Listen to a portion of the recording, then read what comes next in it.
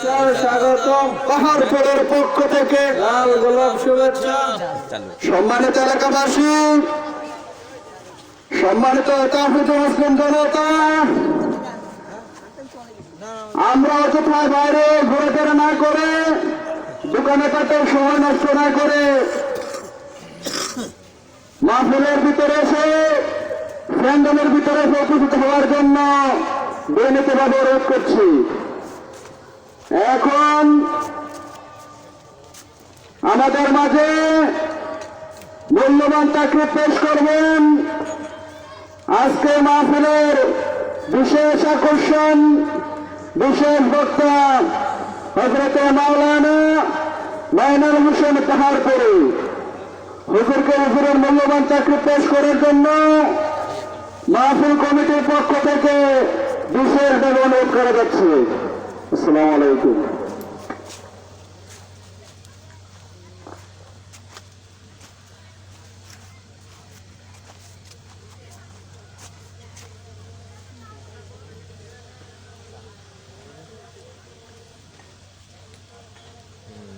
Sini. Sini di sini. Sini. Itu serbu ya dokter. Itu dah, serbu lagi. Itu. Oh ya. Itu dulu dah.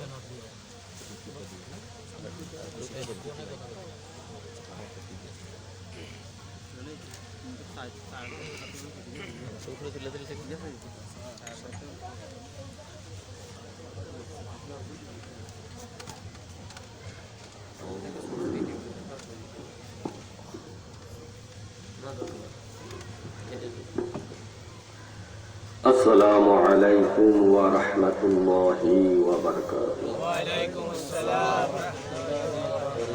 الحمد لله الحمد لله رب العالمين خالق السماوات والأرضين الصلاة والسلام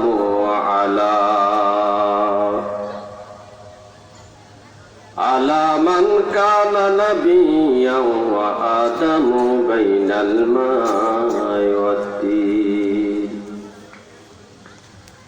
سيدنا ونبينا وشفينا وكفيلنا وأولينا ومعيننا محمد رسول الله صلى الله عليه وسلم. قال الله تعالى في كلامه المجيد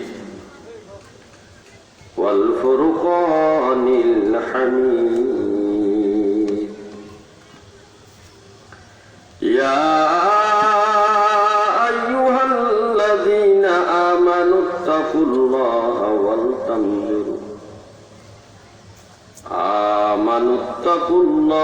ولتنظر نفس ما قدمت لغد واتقوا الله إن الله خبير بما تعملون. صدق الله مولانا العظيم وصدق رسوله النبي الكريم الآمين. قال رسول الله صلى الله عليه وسلم من أحب سنتي فقد أحبني ومن أحبني كان معي في الجنة. আসল প্রাঞ্জল বাসায় প্রাণ ভরে ওই নবীর প্রতি দুরূদ পড়ি যে নবীর নাম নিলেও ইবাদত হয়। সুবহানাল্লাহ। যে নবীর চেহারার দিকে তাকাইলেও ইবাদত হয়, যার নাম উচ্চারণ করলে ইবাদত হয়, যাকে স্মরণ করলেও ইবাদত হয়। যার সুপারিশ ছাড়া কোনো মানুষ জান্নাতে যাইতে পারবে না। ওই আকায়ে নাম তাজদারে মদিনা নবী মুহাম্মদ রাসূলুল্লাহ সাল্লাল্লাহু আলাইহি ওয়াসাল্লামের উপর কয়েক মর্তবা দুরূদ শরীফ পড়ি। আল্লাহুম্মা সাল্লি ওয়া সাল্লিম, আল্লাহুম্মা সাল্লি ওয়া সাল্লিম আলাইহি ওয়া আলিহি মাআহু আজমাইন। আল্লাহুম্মা সাল্লি ওয়া সাল্লিম, আল্লাহুম্মা সাল্লি ওয়া সাল্লিম। মাওলা তোমার দয়া বিনে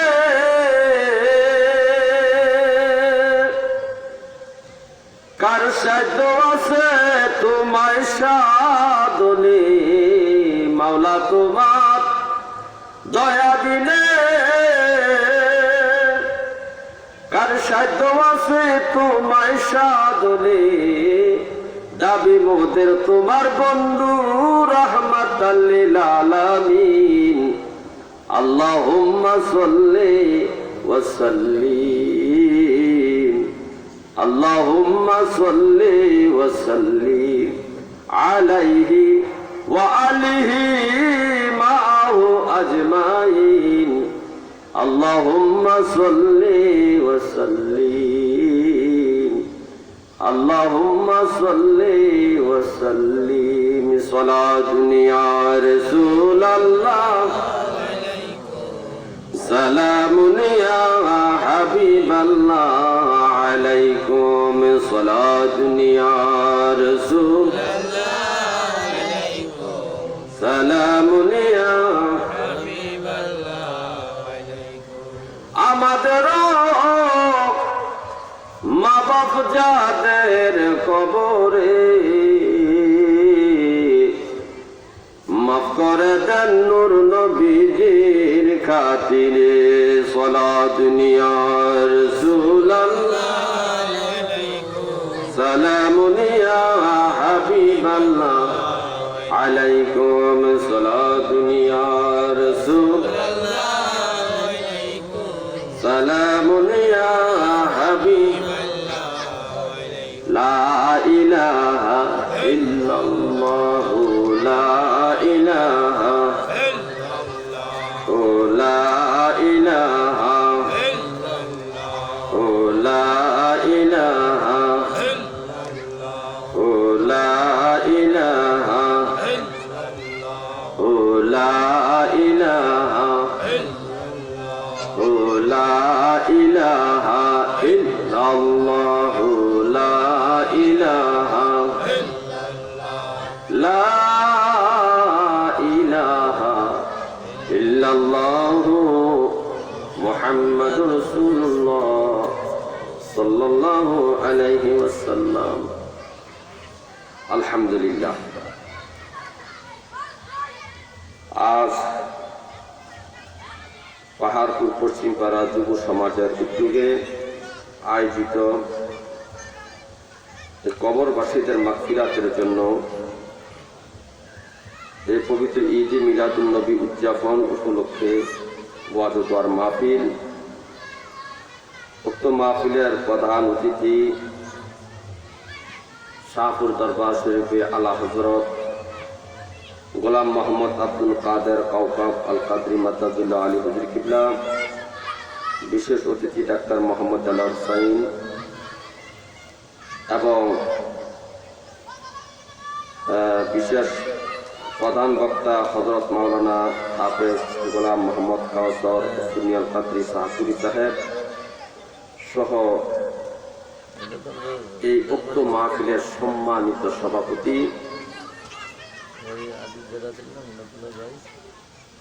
হযরত মাওলানা মোহাম্মদ শরীফুল ইসলাম খান সাহেব ফি বারাকাল্লাহ ফি হায়াতিহি সহ দিগার উলামায়ে কিরাম,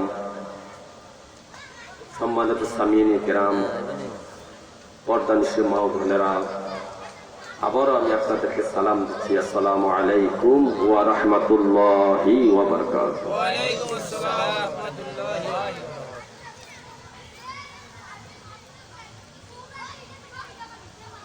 এই জান্নাতের বাগান,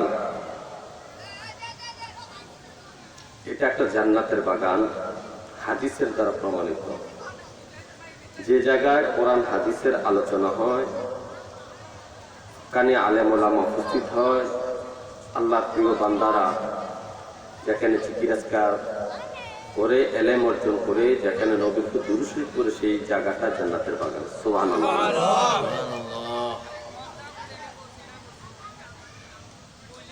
এই জান্নাতের বাগানের চতুর্পাশে ফেরেশতা আলাইহিস সালাম ওনারা দাঁড়িয়ে আছেন। মানুষের সংখ্যা পৃথিবীতে গণে বাহির করা সম্ভব এবং হচ্ছে। সারা পৃথিবীতে প্রায় 700 কোটি মানুষের বসবাস, প্রায় 750 কোটি মানুষের মতো বসবাস, 700-750 কোটি। এটা বিজ্ঞানীরা গবেষণা করে, পরিসংখ্যান বিজ্ঞানী যারা আছে ওনারা গবেষণা করে বলেছেন। কিন্তু আল্লাহ পাকের ফেরেশতার সংখ্যা কতটুকু, এটা আল্লাহু আ'লামু ওয়া রাসূলুহু, আল্লাহ এবং আল্লাহ রাসূল ছাড়া কেউ জানে না। এই এলেমটা কাউকে দেওয়া, কোন পীর বুজুর্গ দেওয়া হয় নাই। এই লক্ষ লক্ষ ফেরেশতা বলাটা ঠিক না, অসংখ্য ফেরেশতা বলতে হবে। কি এই অসংখ্য ফেরেশতার মধ্য থেকে কিছু ফেরেশতাকে দায়িত্ব দেওয়া হয়েছে যে আমার বান্দারা এই জমিনের মধ্যে আমাকে কোথায় ডাকে, আমাকে কোথায় সাজদা দেয়, আমার নামের জিকির কারা করে, যারা এলেম অর্জন করে, মাহফিল শুনে, তোমরা তাদেরকে বেষ্টন করে থাকবে আর রহমত বর্ষণ করতে থাকবে। সুবহানাল্লাহ। ওই দায়িত্বশীল ফেরেশতারা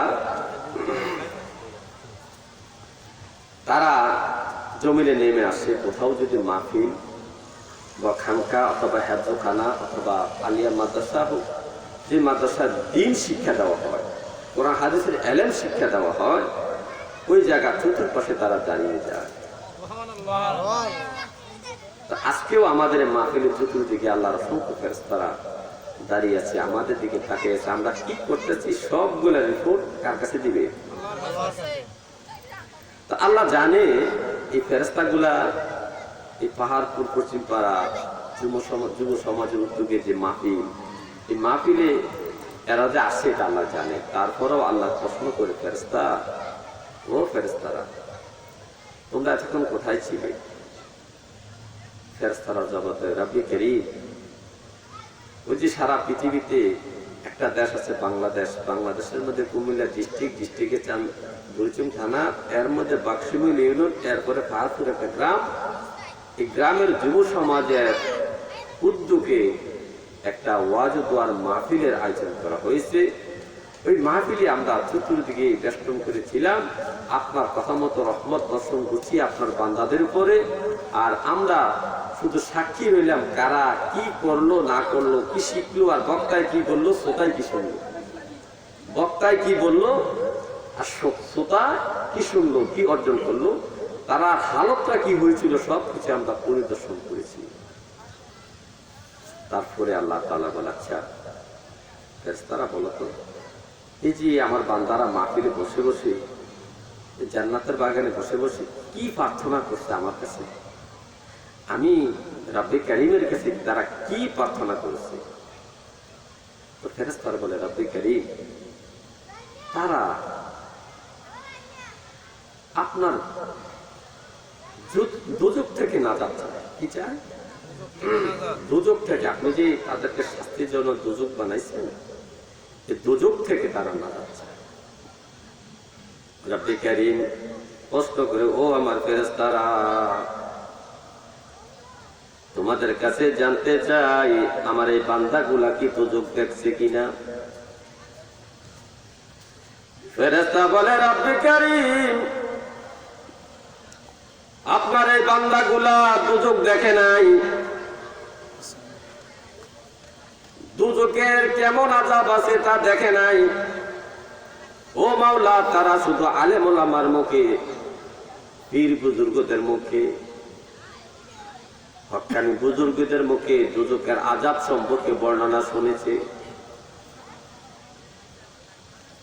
এই বর্ণনা শুনিয়া তাদের মনের মধ্যে এমন ভয় জাগছে, দুনিয়ার আগুন সহ্য করা যায় না, আর জাহান্নামের আগুন 999 গুণ শক্তিশালী, অথবা 99 গুণ শক্তিশালী। পার্সেন্টেজ যা করে তাই তো হয়, 999 গুণ আর 99 গুণ একই পার্সেন্টেজ হয়। তারা দুনিয়ার আগুন সহ্য করতে পারবে না, মাবুদ, তারা জাহান্নামের আগুন কিভাবে সহ্য করবে? এই জন্য তারা তোমার এই জাহান্নাম থেকে তারা মুক্তি চায়। আল্লাহ তাআলা প্রশ্ন করে, ফেরেশতারা, আমার এই বান্দারা আর কি প্রার্থনা করছে, মুনাজাত করছে?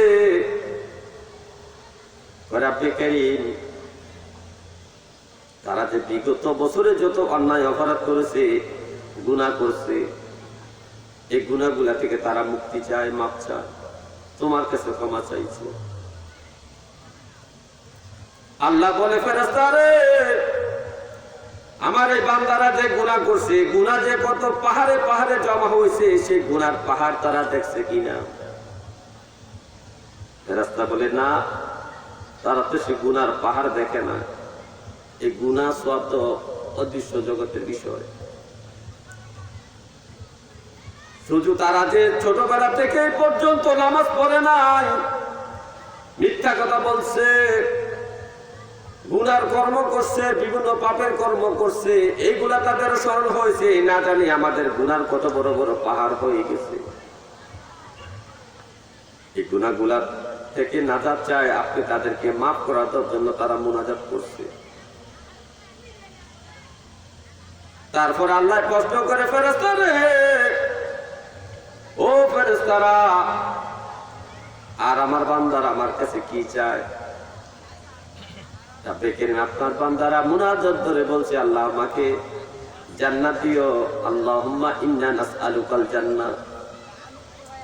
আপনার নবী যে দোয়া শিখাইছে জান্নাতে যাওয়ার জন্য, তারা মুনাজাত ধরে ধরে এই দোয়াটা করত।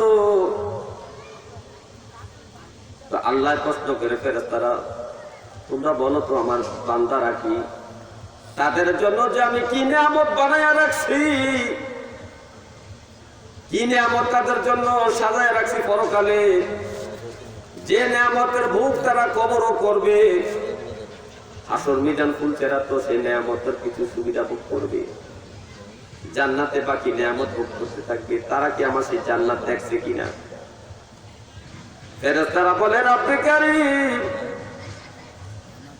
আপনার এই বান্দারা জান্নাত দেখে নাই, তবে আলেম ওলামারা মাহফিলের মধ্যে, মাদ্রাসার মধ্যে, খানকার মধ্যে জান্নাতের যে বর্ণনা দিয়েছে, জান্নাতের নাজ নামতের যে কথা বলেছে, সেগুলার কথা শুনিয়া তাদের দিলের মধ্যে বিশ্বাস জন্মাইছে যে জান্নাতে এই নিয়ামতগুলো আছে।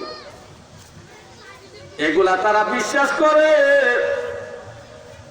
তারা জান্নাতের আকাঙ্ক্ষিত হয়েছে, জান্নাতে যেতে চায়। তো রব্বে কারীম বলে, ও আমার ফেরেশতারা, তোমরা সাক্ষী থাকো, তোমরা যারা যারা এই পাহাড়পুর মাহফিলে গেছিলা আমার বান্দাদের দৃশ্য দেখার জন্য, তোমরা সাক্ষী থাকো, তোমাদেরকে সাক্ষী রেখে বলছি, ও আমার ফেরেশতারা, আমার যে বান্দারা গুনাহ করছে, গুনাহ থেকে মাপ চায়, গুনাহগুলা তারা দেখে নাই,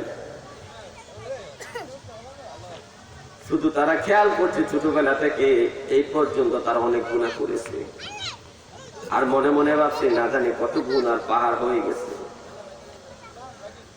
তাদের গুনাহগুলো আমি আল্লাহ মাফ করে দিলাম। ও আমার ফেরেশতারা, শোনো, আমার এই বান্দাগুলা জাহান্নামের শাস্তি দেখে নাই, না দেখিয়া আলেম ওলামার বর্ণনা শুনে বিশ্বাস করছে। এই বিশ্বাস করার কারণে, আমি আল্লাহকে ভয় করার কারণে তাদেরকে আমি জাহান্নাম থেকে মুক্তি দিয়া দিলাম। তোমরা আরো সাক্ষী থাকো, আমার এই বান্দাগুলা জান্নাত দেখে নাই, আলেম ওলামার মুখে জান্নাতের বর্ণনা শুনছে, এই বর্ণনা শুনিয়া তাদের ঈমান জন্মে নিছে, বিশ্বাস হইছে যে জান্নাত আছে, জান্নাতে নিয়ামত আছে। আল্লাহকে খুশি করে, রাসূলকে খুশি করে যাইতে পারলে জান্নাতে যাওয়া যাবে, এটা বিশ্বাস তাদের হইছে। যে বান্দাগুলাই বিশ্বাস করছে, তোমরা সাক্ষী থাকো, ওই বান্দাদেরকে আমি জান্নাতে প্রবেশ করাবো। এই যে নিয়ামতের একটা বাগান, জান্নাতের টুকরা, এটার মধ্যে মানুষ অবহেলা করে, এটা আমার বুঝে আসছে না। কেন মানুষ দুনিয়ার দিকে দৌড়াচ্ছে? মানুষ তার নিজের স্বার্থটাই বোঝে না। মানুষ যেটা বোঝে সেটা ভুল বোঝা, মানুষ যেটা বোঝে সেটা ভুল বোঝা।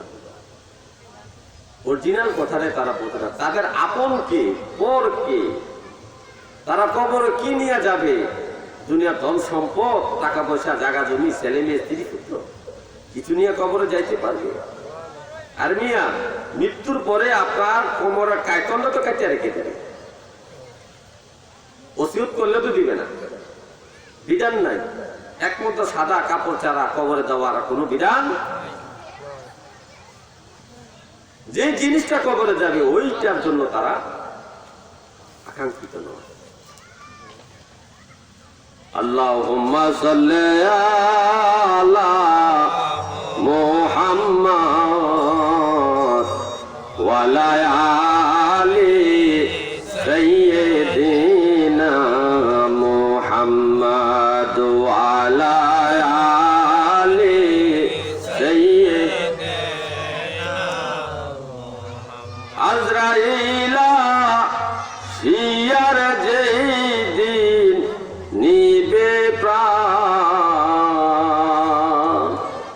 3.5 হাত কবর হবে বাসস্থান। আল্লাহুম্মা সাল্লি আলা মুহাম্মাদ ওয়া আলা আলি সাইয়্যিদিনা মুহাম্মাদ ওয়া আলা আলি সাইয়্যিদিনা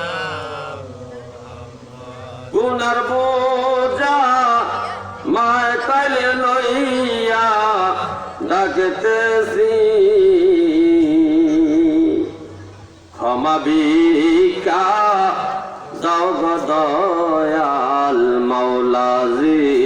আল্লাহুম্মা সাল্লি আলা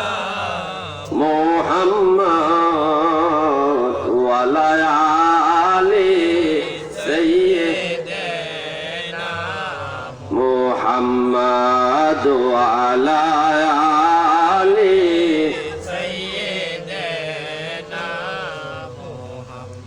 হে আমার ভাইও, গভীর মনোযোগ। আল্লাহ তাআলা কালামে পাকের মাধ্যমে এই মানব জাতিকে স্মরণ করিয়ে দিচ্ছে, ইয়া আইয়ুহাল্লাযীনা আমানুত্তাকুল্লাহ, হে আমার ঈমানদার বান্দারা, তোমরা আমি আল্লাহকে ভয় করার মতো করো। আমি আল্লাহকে তোমরা ভয় করো। তো প্রশ্ন জাগে, কেন আল্লাহকে ভয় করব? ও ভয় এই জন্য করবা, আমি তোমাদেরকে দুনিয়ায় পাঠাইছি শুধু পরীক্ষার জন্য। পরীক্ষায় যদি পাস করতে পারো, নেকের পাল্লা যদি পারি হয়, পুরস্কারের জন্য জান্নাত বানাইছি। আর যদি পরীক্ষায় ফেল করো, গুনার পাল্লাটা ভারী হয়ে যায়, শাস্তির জন্য জাহান্নাম বানাইছি। মুসা আলাইহিস সালাম উনি এমন একজন নবী, যে নবী সম্পর্কে আল্লাহ স্বয়ং বলে, মুসারে আমি তো তোমারে বানাইছি শুধু আমার জন্য। সুবহানাল্লাহ। যে মুসার নামের আগে কালিমুল্লাহ লেখা, আল্লাহর সাথে সবচেয়ে বেশি কথা যিনি বলেছেন তিনি হইলেন মুসা নবী।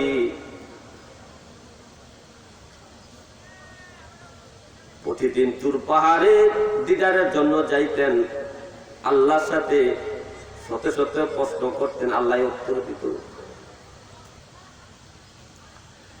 তো একদিন তুর পাহাড়ে যাইয়া রাব্বি কারীমকে প্রশ্ন করে, ইয়া আল্লাহ, মাওলা গো, তোমার কাছে একটা জানতে চাই, একটা জিনিস বুঝতে চাই, জানতে চাই, যে জিনিসটা আমার দেমাগে ধরতেছে না। তোমার বান্দাদেরকে ওমা খালাকুল জিন্না ওয়াল ইনসা ইল্লা লিয়াবুদুন, তোমার ইবাদতের জন্য তোমার বান্দাদেরকে সৃষ্টি করছো, জিন এবং মানুষকে সৃষ্টি করছো তোমার ইবাদতের জন্য।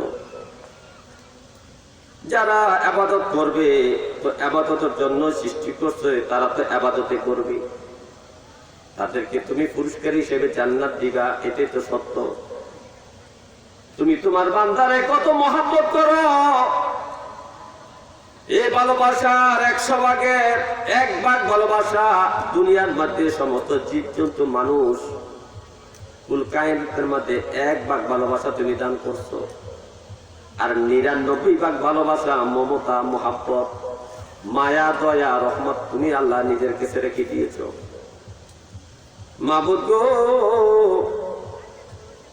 আমি জানতে চাই, তোমার বান্দাদের জন্য জান্নাত সৃষ্টি করছো তো ঠিক আছে, আমার প্রশ্ন হলো তুমি কেন জাহান্নাম সৃষ্টি করলা? জাহান্নাম সৃষ্টি করা তো দরকার ছিল না। আল্লাহ তাআলা মুসা নবীর প্রশ্নের উত্তর আর এখন দিলেন না।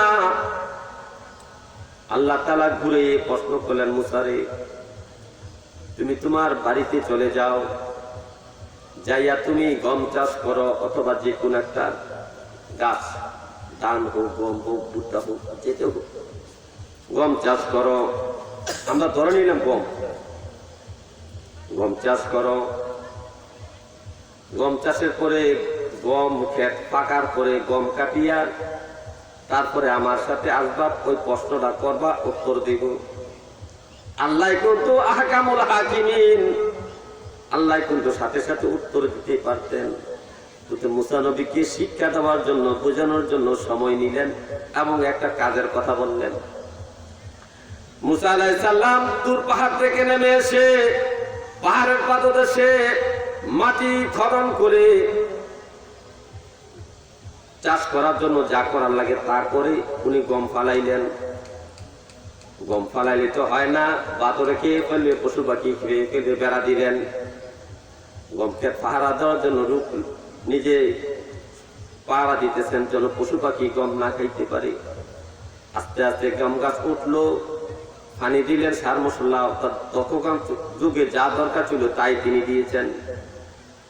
2 থেকে 2.5 মাস 3 মাস পর্যন্ত গম গাছ বড় হয়েছে, গম গাছও পেকে গেছে।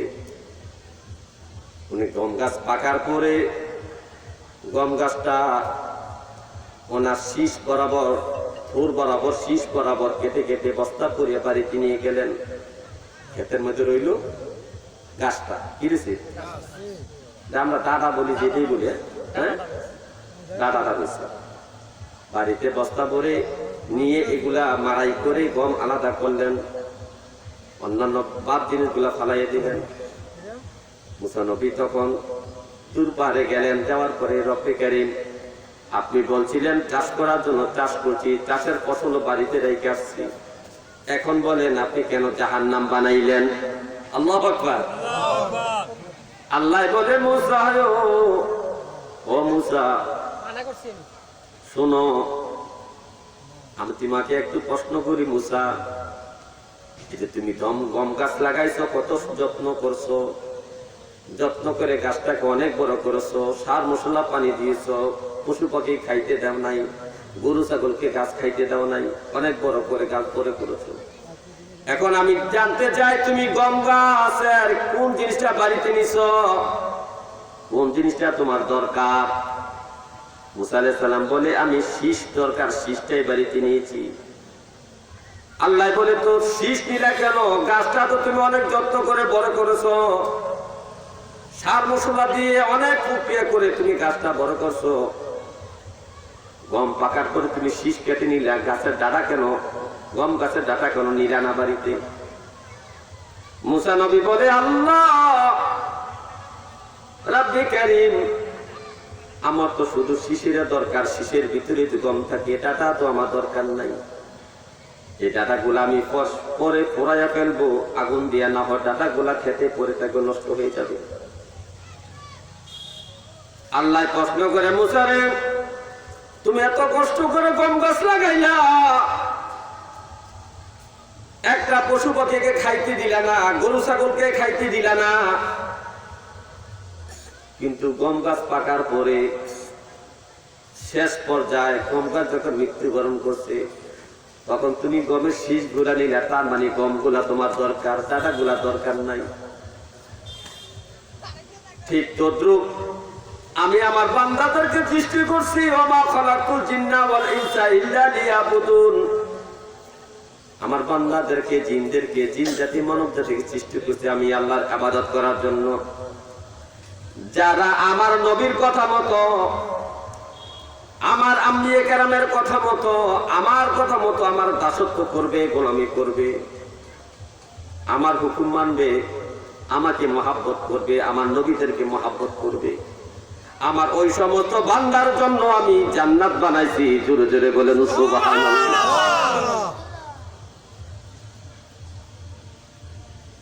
অথচ আমি সমস্ত বান্দাদেরকে লালন পালন করি, যারা আমার কথা শুনবে, নবীর কথা মতো চলবে, তাদের জন্য আমি জান্নাত বানাইছি। তুমি কত কষ্ট করে গম গাছ বড় করলা, শুধু তোমার গমের প্রয়োজন বলে তুমি শীষ কেটে নিলা। ঠিক তদ্রুপ যে বান্দাগুলা আমার কথা মতো চলবে না, আমার আম্বিয়ে কেরামের কথা মতো চলবে না, জীবন যাপন করবে না, আমার ওই সমস্ত নাফরমান বান্দাদের আমার দরকার নাই, আমার এই অদরকারি বান্দাদেরকে আমি জাহান্নামে দিয়ে দিব।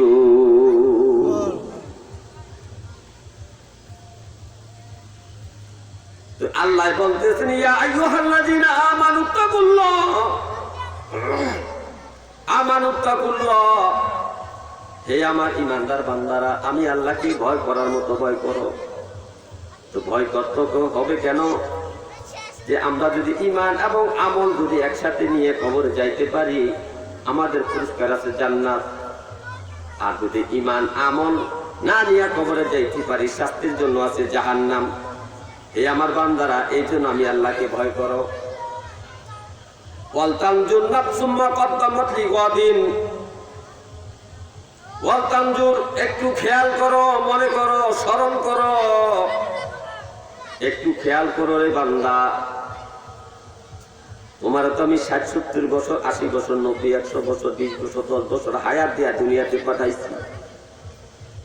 আমি আবার যখন ডাক দিব তখন আমার কাছে চলে আসবা। ইন্না লিল্লাহি ওয়া ইন্না ইলাইহি রাজিউন। নবী তো দোয়া শিখাইছে, ও উম্মত, এটা বেশি বেশি পড়বা, স্মরণ হইব পরকালের কথা। কারণ তোমরা তো আল্লাহর দিকে আবার যাবি, তো আল্লাহর কাছ থেকে আসো, আবার আল্লাহর কাছে চলে যাবে। তো অল তানজুর, একটু খেয়াল করো, মনে করো, চিন্তা করো। প্রত্যেকটা মানুষকে নাফসুম, প্রত্যেকটা মানুষকে একটু চিন্তা করার দরকার। প্রত্যেকটা মহিলা, প্রত্যেকটা পুরুষ, প্রত্যেকটা যুবক, প্রত্যেকটা বৃদ্ধ বাবারা একটু চিন্তা করার দরকার। আল্লাহ বলে একটু খেয়াল করো, একটু স্মরণ করো, একটু চিন্তা করো। মা কদ্দামাত লিগাদিন, এরে বান্দা, এই যে তুমি মৃত্যুবরণ করবা, মৃত্যুর পরে যে জীবনটা আছে সেটা পরকাল। এই পরকালের জন্য তুমি কি প্রেরণ করছো, কি জমা করছো, কি রাখছো? দুনিয়াতে জীবন যাপনের জন্য তুমি সন্তান 5টাকে বিদেশ পাঠাইলা, 3 তলা বিল্ডিং করলা, অন্ধকার করে থাকতে ভালো লাগে না, বড় বড় লাইটের ব্যবস্থা করছো রুমে, কত রকম হেডেক লাইট, তারপরে চাদর জুলাই কি লাইট নাকি কয়, অনেক দামি দামি লাইট, যে ঝুলন্ত লাইট, ঝাড়বাতি বলে, এই ঝাড়বাতির ব্যবস্থা তুমি বিল্ডিং করেছো। তুমি শোয়ার জন্য দামি খাট বানাইছো। এই দামি খাটের সাধারণ কোনো চাদর দ্বারা হবে না। 1000 টাকা দামের চাদর দিয়া ঘুম আসবে না, ভালো হবে না, আরাম হবে না। তুমি 4-5 হাজার টাকা দামের চাদর বিদেশ থেকে, সৌদি থেকে, ইন্ডিয়া থেকে তুমি দামি চাদর আনছো বিছানোর জন্য। পরে বান্দা একটু চিন্তা করে দেখো, দুনিয়াতে সুখে থাকার জন্য কত কিছু না করছো। তুমি ধন সম্পদ জোগাইছো, ছেলে মেয়েকে নিয়ে অনেক গর্ব করো, অহংকার করো বান্দা। অথচ তোমার হায়াত 70 বছর। এই দুনিয়ার জীবনটা সুখে থাকার জন্য কত আয়োজন করলা। বান্দারে একটু খেয়াল করো, তুমি যে মৃত্যুর পরে তুমি কবরে চলে যাবে, পরকালে চলে যাবে, তার জন্য তুই কি জমা করছো। ওই পরকালের জীবনটার মধ্যে প্রথম জীবন হলো কবরের জীবন। এই কবরের জীবনে প্রত্যেকটা মানুষকে 40,000 বছর পর্যন্ত কবরে শুইয়া থাকতে হবে, অবস্থান করতে হবে। 70 বছর, 60 বছর হায়াতের জন্য তুমি কত কষ্ট করেছো। সকালে মাঠে গেছো, সন্ধ্যায় আসো।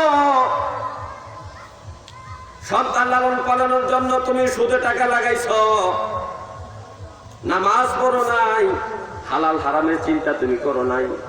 শুধু সন্তানকে লালন পালনের জন্য, নিজে সুন্দর সুখে থাকার জন্য, আরামে থাকার জন্য এত কিছু করলা। বান্দারে একটু খেয়াল করছুনি, তুমি যে মৃত্যুর পরে পরকালে চবে, এই পরকালের জিন্দিগির প্রথম জিন্দিগি হলো কবর।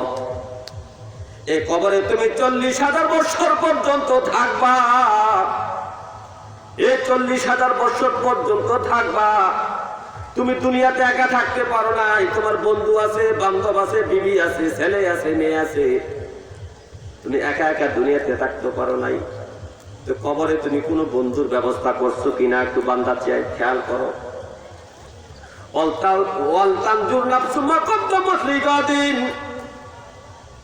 একটু খেয়াল করো, দেখো পরকালের জন্য তুমি কি পাঠাইছো, কবরের জন্য কি পাঠাইছো। দুনিয়াতে তুমি একা থাকতে পারো না, বিবির ব্যবস্থা করেছো, ছেলে মেয়ে হয়েছে, ধন সম্পদ, টাকা পয়সা, বাড়ি গাড়ি, বন্ধু বান্ধবের অভাব নাই। বান্দারে কবরে কোনো বন্ধুর ব্যবস্থা করছো নি। সাহাবায়ে কেরাম প্রশ্ন করি, ইয়া রাসূলুল্লাহ, কবরে বন্ধু হবে কি? বন্ধু হবে কি? নবীজি বলেন, উম্মত রে, আমি তো রাহমাতুল লিল আলামিন, আমি তোমাদেরকে অনেক ভালোবাসি, অনেক ভালোবাসি। আমি যদি তোমাদেরকে কবরের বন্ধুর কথা না বলি, কে বলবে? কবরে তুমি বন্ধু নিয়ে যাইবা, বন্ধু কাকে পাইবা জানুনি। দুনিয়াতে তুমি যে দান সদকা করো, গরিব মানুষকে যে টাকা পয়সা, 5 টাকা 2 টাকা, মসজিদ মাদ্রাসায় মাহফিলে, বিভিন্ন জায়গায় তোমার মাথার গাম পায়ে পালানো অর্থ সম্পদ, টাকা পয়সা যে তুমি দান করতেছ, এই যে তুমি ফিতরা দিচ্ছ, যাকাত দিচ্ছ, টাকা পয়সা সদকা করতেছ, দান করতেছ, গরিব মানুষ ভিক্ষার জন্য আইলে চাল দিতেছ, কাপড় দিয়া সহযোগিতা করতেছ, খাবার দিয়া তুমি সহযোগিতা করতেছ, এই দান গুলা করতেছ। এই দানের জিনিসগুলা কি আল্লাহ নূরের ফেরেশতা বানাইয়া, এই দানের জিনিসগুলা কি আল্লাহ একত্র করে, এই দানের জিনিসগুলা নূর হইয়া গেছে। যত দান করছেন সবগুলা নূর হইয়া আল্লাহর আসর মহল্লার কাছাকাছি জমা হচ্ছে। এই নূর গুলা যত ন্যাক করেন সবগুলা ন্যাক কিন্তু নূর হইয়া আকাশে দিকে উঠতে থাকে। এগুলা আপনার অ্যাকাউন্টে জমা হচ্ছে নূর গুলা। এই দান করার সওয়াবের নূর গুলাকে আল্লাহ একত্র করে আল্লাহ একটা ফেরেশতা বানাবে। ফেরেশতা বানাইয়া আপনাকে কবরে শোয়ানোর সাথে সাথে আল্লাহ এই ফেরেশতাটাকে কবরে পাঠাইয়া দিবে।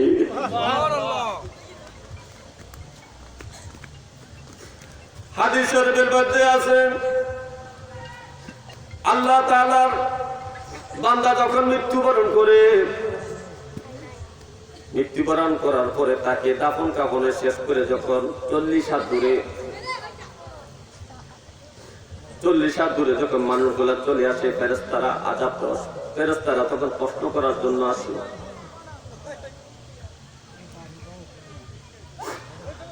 কষ্ট করার জন্য আসে। কষ্টের পর্ব শেষে আযাবের ফেরেশতারা আসে আযাব দেওয়ার জন্য।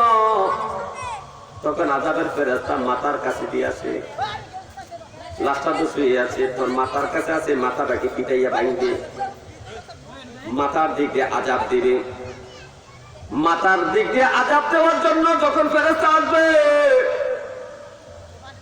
তখন আল্লাহ পাকের একটা নূরের ফেরেশতা মাথার কাছে দিয়ে দাঁড়াবে, দাঁড়াইয়া বলবে, ও আযাবের ফেরেশতা, শোনো, তুমি শক্তিশালী ঠিক আছে, কিন্তু তোমার সে 1000 গুণে শক্তিশালী আল্লাহ আমারে বানাইছে। সুতরাং আমার এই বন্ধুকে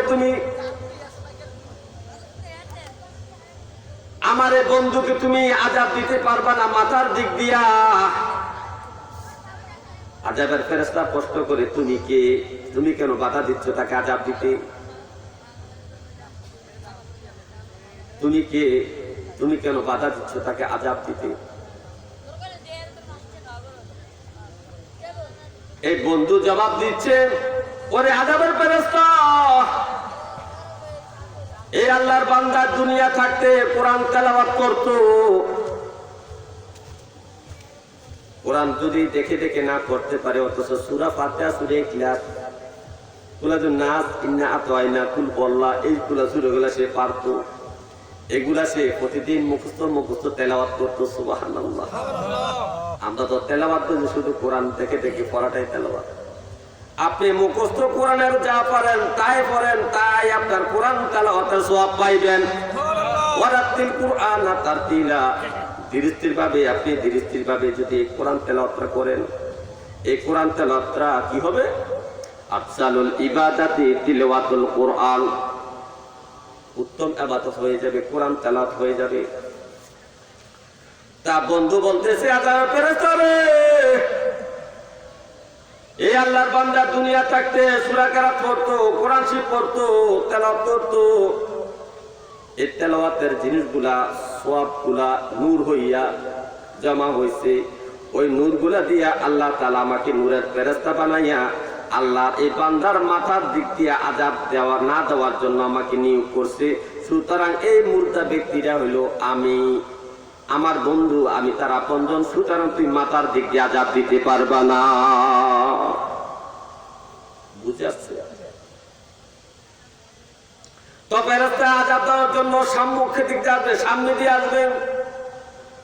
কোথা দিয়ে আসবে? সামনে দিয়ে আসবে। সামনে দিয়া যখন আসবে, লাশটা তো শোয়াই রাখছে, কিন্তু যখন আযাব দিতে আসবে তখন শোয়ানো অবস্থা নাও থাকতে পারে। ফেরেশতারা সামনে দিয়ে আসবে আযাব দেওয়ার জন্য। সামনে দিয়ে একটা নূরের ফেরেশতা দাঁড়াবে। দাঁড়ানোর পরে আযাবের ফেরেশতা প্রশ্ন করবে, কি ভাই তুমি কে? আমি হইলাম এই বান্দার বন্ধু, আল্লাহর এই বান্দার বন্ধু। তো তুমি আমাকে বাধা দিচ্ছ কেন আযাব দিতে? ওরে আযাবের ফেরেশতা, শুনলে, আল্লাহর এই বান্দা দুনিয়ার বুকে থাকতে মাথার ঘাম পায়ে ফালাইয়া যে কামাই রুজি করছে, 500 টাকা রোজে বদলি মাটি কাটছে, ধান কাটছে, রিক্সা চালাইয়া কত কষ্ট করে টাকা পয়সা কামাই করছে। এত কষ্টের টাকা পয়সা কামাই করার পরে যখন আল্লাহর রাস্তে মাহফিলের জন্য, মসজিদের জন্য, মাদ্রাসার জন্য গরিব মানুষ, মিসকিন মানুষ, রাস্তার ফকির, বাজারের ফকির, গাড়ি ঘোড়ার ফকির, যখন তার কাছে আল্লাহর রাস্তে কিছু সাহায্য চাইছে, তখন তার এই কষ্টের টাকার কথা খেয়াল নাই। তাকে মায়া করে আল্লাহর খুশির জন্য সে 5টা টাকা, 10টা টাকা, 1000 টাকা, 5000, 10,000 টাকা দান করে দিয়েছে। এই তার দানের নেকগুলা আল্লাহ তাআলা এক জায়গায় জমা করছে, এগুলা নূর হইছে। ওই নূর দিয়া আল্লাহ তাআলা আমাকে ফেরেশতা বানাইছে, আমাকে ফেরেশতা হিসেবে বানাইছে, বানাইয়া নিয়োগ করেছে আল্লাহর এই বান্দার সামনে দিয়া যেন আযাবের ফেরেশতায় আযাব না দিতে পারে। তখন আযাবের ফেরেশতা দিকটা চলে গেল, কারণ আযাবের ফেরেশতার সাথে পারবে না। আযাবের ফেরেশতা ওই ফেরেশতা বেশি শক্তিশালী। তো পায়ের দিক দিয়ে গেছে আযাব দেওয়ার জন্য। পায়ের দিক দিয়ে একদম ফেরেশতা দাঁড়ায় গেছে। না না, আমার বন্ধুকে তোমরা আযাব দিতে পারবা না। আযাবের ফেরেশতা বলে, কি ব্যাপার, আপনি কে? আপনি কেমনে তার বন্ধু হইলেন? কেন বাধা দিচ্ছেন আযাব দিতে? তখন ওই ফেরেশতা বলতেছে, আল্লাহর আযাবের ফেরেশতা রে, ও আযাবের ফেরেশতা শোনো, সালাতুন ইয়া রাসূলুল্লাহ সালামুন ইয়া হাবিবাল্লাহ সালাতুন ইয়া রাসূলুল্লাহ সালামুন ইয়া হাবিবাল্লাহ আমল নাই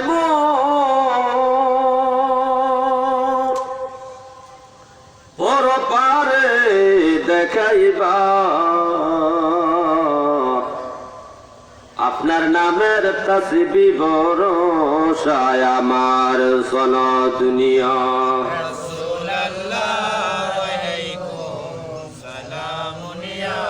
হাবিবাল্লাহ আলাইকুম সালাতুন ইয়া রাসূলুল্লাহ সালামুন ইয়া হে আমার ভাইও, গভীর মনোযোগ। তো পায়ের কাছে যে আযাব দিতে আসলে ফেরেশতা দাঁড়ায় বলবে, না, আমার বন্ধুকে আযাব দেওয়া যাবে না। আযাবের ফেরেশতা প্রশ্ন করবে, কেন আযাব দেওয়া যাবে না, তুমি কি? এই আল্লাহর বান্দা দুনিয়া থাকতে যখন মুয়াজ্জিনে আযান দিছে নামাজ পড়ার জন্য, তার বাড়ি থেকে মসজিদ পর্যন্ত প্রায় 200 কাইট লাগে, 100 কাইট, 50 কাইট, 10 কাইট, 20 কাইট লাগে। নামাজ পড়ার জন্য সে হাঁটি হাঁটি পা পা করে আস্তে আস্তে হাঁটতে হাঁটতে মসজিদে গেছে। মসজিদে যাইতে তার কষ্ট হয়েছে, কিন্তু এইভাবে আল্লাহর বান্দা 5 ওয়াক্ত নামাজে জামাতে পড়ার জন্য মসজিদে হাইটা হাইটা গেছে। যে হাইটা হাইটা যাওয়ার জন্য যে কষ্ট হয়েছে, যতগুলা কদম সে দিছে, প্রতিটা কদমে আল্লাহ তাআলা তার নেক দিছে।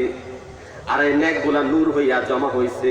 ওই নূর গুলা দিয়ে আল্লাহ তাআলা একজন নূরের ফেরেশতা আমাকে বানাইয়া তার পাহারা দেওয়ার জন্য, তার বন্ধু হওয়ার জন্য আমারে কবরে পাঠাইয়া দিয়েছে। সুতরাং মসজিদে যাওয়া, হেঁটে হেঁটে যাওয়ার কদম দিছে, কদমের বিনিময়ে যে নেক হয়েছে, হাঁটার কষ্ট যে নেক হয়েছে, নেকের বিনিময়ে আমি ফেরেশতা হয়েছি, তার বন্ধু হয়েছি। সুতরাং তাকে তুমি আযাব দিতে পারবে না। তাইলে কবরে বন্ধু আছে, দানও কবরে বন্ধু, কোরআন তেলাওয়াত বন্ধু, মসজিদে হাইটা যাওয়াটাও কবরে বন্ধু, হাদিসের দ্বারা প্রমাণ। তাহলে এই কবরে বন্ধুর ব্যবস্থা করছো নি, একা একা 40,000 বছর কিভাবে তুমি কবরে থাকবে? ওয়াল তানজুর নাফসুম মা কদ্দামাত লিগাদিন। ও বান্দারা, একটু স্মরণ করো তোমার পরকালের জন্য কি প্রেরণ করছো, কবরের জন্য কি পাঠাইছো। যে কবরে 40,000 বছর পর্যন্ত তোমাকে থাকতে হবে। কবর অন্ধকার, দুনিয়ায় অন্ধকারে আপনি একা একা থাকতে পারেন না, ভয় লাগে। অন্ধকার রাস্তায়, গভীর রাস্তা দিয়ে আপনি একা যাইতে পারেন না, অন্ধকার রাস্তায় ভয় লাগে। তাহলে ভাবেন তো বাবা, অন্ধকার থেকে বাঁচার জন্য আপনি 10 লাইটের ব্যবস্থা করেছেন, ভয় থেকে বাঁচার জন্য। ঘরে ভয় লাগবে, এই জন্য ভালো লাইটের ব্যবস্থা করেছেন। একটু ভাবেন তো, আল্লাহ ওই কথাটা স্মরণ করছে, তুমি অন্ধকার কবরে কিভাবে থাকবে 40,000 বছর। এই কবরে লাইটের ব্যবস্থা করছো রে বান্দা, একটু চিন্তা করে দেখো না। তা আল্লাহর নবীকে প্রশ্ন করে সাহাবীরা, ওগো নবী, কবর তো অন্ধকার, এই অন্ধকার কবরে লাইটের কোনো ব্যবস্থা আসেনি? আসেনি, আসেনি। নবী বলে, উম্মত রে, আমি তো রাহমাতাল লিল আলামিন। কোন বাবার চেয়ে, তোর মায়ের চেয়ে, তোর আপন লোক করছে, আমি নবীর মায়া বেশি তোর প্রতি।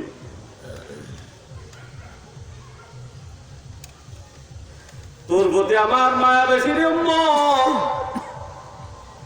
কবরে তুই কিভাবে অন্ধকার কবরে থাকবি? আলোর ব্যবস্থা হইল হোসন।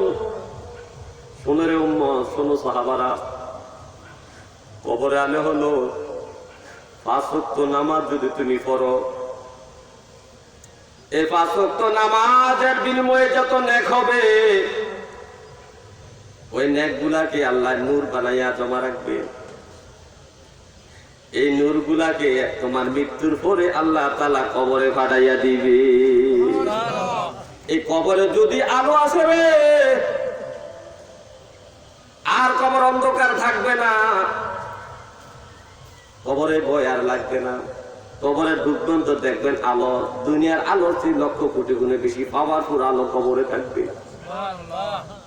তো আল্লাহ বলছে বান্দা, ওই যে অন্ধকার কবরের কোনো খুঁজিনি শুনি, আলোটা অন্ধকার দূর করার জন্য কোন আলোর ব্যবস্থা করছুনি। আল্লাহ সেই কথাটা স্মরণ করে দিচ্ছে, তুমি যে 5 ঘন্টা 7 ঘন্টা ঘুমাবে রাতের বেলায়, ভালো একটা বিছানা না হইলে, ভালো চাদর না হইলে ভালো লাগে না। তুমি 4,000 5,000 টাকা দামের চাদর বিদেশ থেকে আনো, কারণ এই চাদরে ঘুমাইলে ভালো লাগবে। কবরে তোমার মাটিতে শোয়াবে রে, এই মাটিতে তুমি 40,000 বছর পর্যন্ত কিভাবে থাকবে? তো কবরে কোনো চাদরের ব্যবস্থা করছুনি, চাদরের ব্যবস্থা করছুনি। সাহাবায়ে কেরাম প্রশ্ন করি, ইয়া রাসূলুল্লাহ, কবরে চাদরের ব্যবস্থা কি হবে? ওই যে দেখেন না, আমরা মুনাজাতে বলি, আল্লাহ কবরের জান্নাতের বিছানা বিছাইয়া দাও। কবরের বিছানা কি? নবী বলে, উম্মত রে, ও আমার উম্মত, দুনিয়াতে যখন তুমি বেশি বেশি নেক আমল করবা, হালাল কামাই রুজি করবা, হালাল পথে খরচ করবা, আত্মীয়তার হক আদায় করবা, মা বাবার হক আদায় করবা, এই হকগুলা সবগুলাকে আল্লাহ নেকে পরিণত করে দিয়ে নূর বানাবে। ও নূর থেকে আল্লাহ জান্নাতের নূরের বিছানা তোমার কবরে বিছাইয়া দিবে।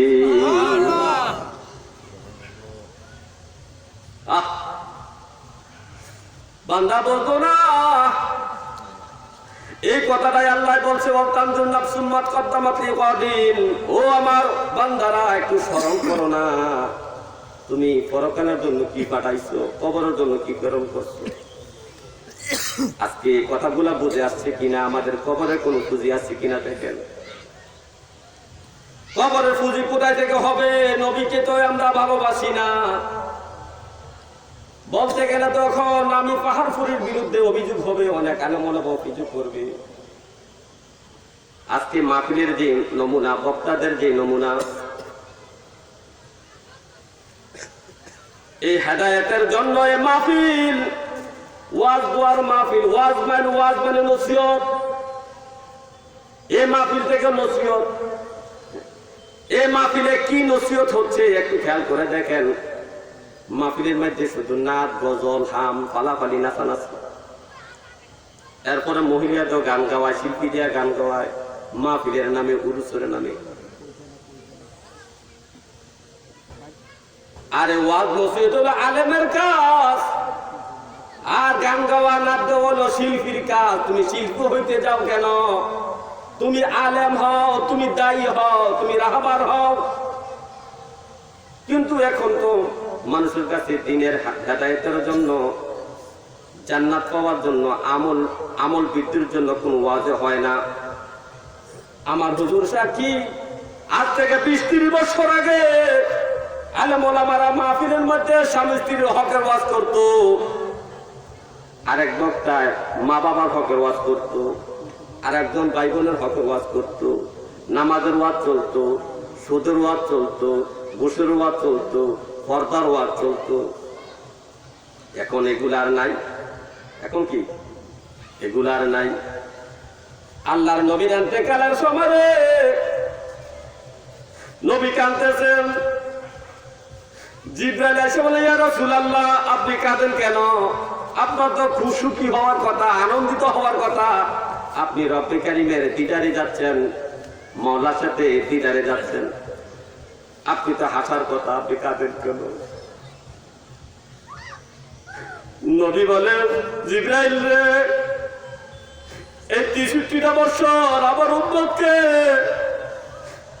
আল্লাহর গজব থেকে বাঁচানোর জন্য বুকে জড়াইয়াছিলাম। আমার উম্মত যখন অপরাধ করছে, আমার সাহাবারা যখন অপরাধ করছে, গুনার কর্ম করছে, সাথে সাথে আমি নবীর দরবারে এসে গুনাহ থেকে মাফ চাইছি। আমি নবীও হাত উঠে আল্লাহর কাছে আমার উম্মতের জন্য, আমার সাহাবীর জন্য ক্ষমা চাইছি। আমি জীবিত থাকতে, হায়াতে জিন্দেগি থাকতে আমার উম্মতকে নামাজের কথা বলছি, উম্মত নামাজ চাইও না, গুনাহ হইলে তওবা করো, হালাল কামাই করো, হারাম খাইও না, মা বাবার সাথে বেয়াদবি করো না, স্ত্রীর হক আদায় করো, এগুলা বলছি। কিন্তু আমি চলে গেলে আমার উম্মতকে এই আদেশগুলা কে করবে? উপদেশগুলা কারা দিবে? আমার উম্মতকে কারা হেদায়েতের বাণী দিবে? আমি কার কাছে আমার উম্মতকে রেখে যাব? একটু গভীর মনোযোগ দেন। জিবরাইল বলে, ইয়া রাসূলুল্লাহ, আপনি যে চিন্তায়, যে টেনশনে কান্না করতেছেন, একটু সময় দেন, আমার রব্বে কারীমের কাছে জিজ্ঞাসা করে আসি, এর কি সমাধান আছে? আপনি রব্বে কারীমের দিদারে যাবেন, আপনার এখন কান্নার কথা না, কিন্তু উম্মতের কত মায়া আপনার দিলের মধ্যে, আপনার কলিজার মধ্যে। রব্বে কারীমের দিদারে আপনার টেনশন নাই, আপনার টেনশন শুধু উম্মতকে নিয়ে। আপনার উম্মতের দায়িত্ব কারা নেবে, কারা তাদেরকে আদেশ হুকুম করবে, উপদেশ দিবে, এটা আমি জেনে আসি।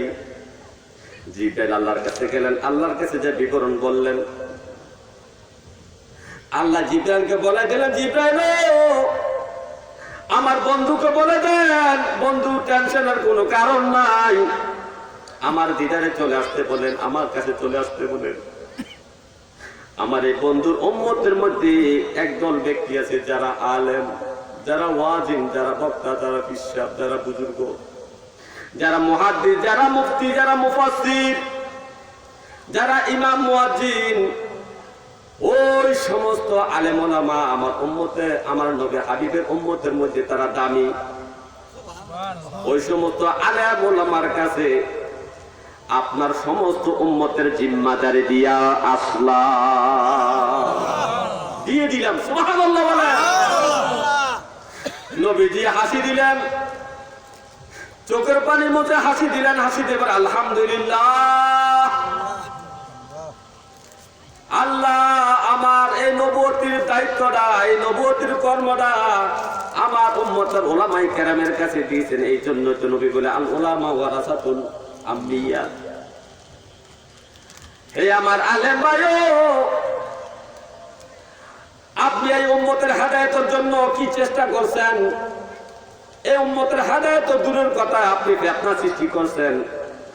মাহফিলের মধ্যে বসে আলেমের বদনাম গান, আপনি বোমাবাজি করেন, গলাবাজি করেন, গলা দিয়ে বোমাবাজি করেন। এই গলাবাজি বোমাবাজি বন্ধ করেন, কারণ আল্লাহ নিজে বলে, আমার বান্দাদেরকে উত্তম ভাষায় নরম সরে দিনের দিকে তাকো, হেদায়েতের দিকে তাকো। গলা দিয়া চেঁচাচেঁচি করে মানুষকে হেদায়েতের দাওয়াত দেওয়া যায় না।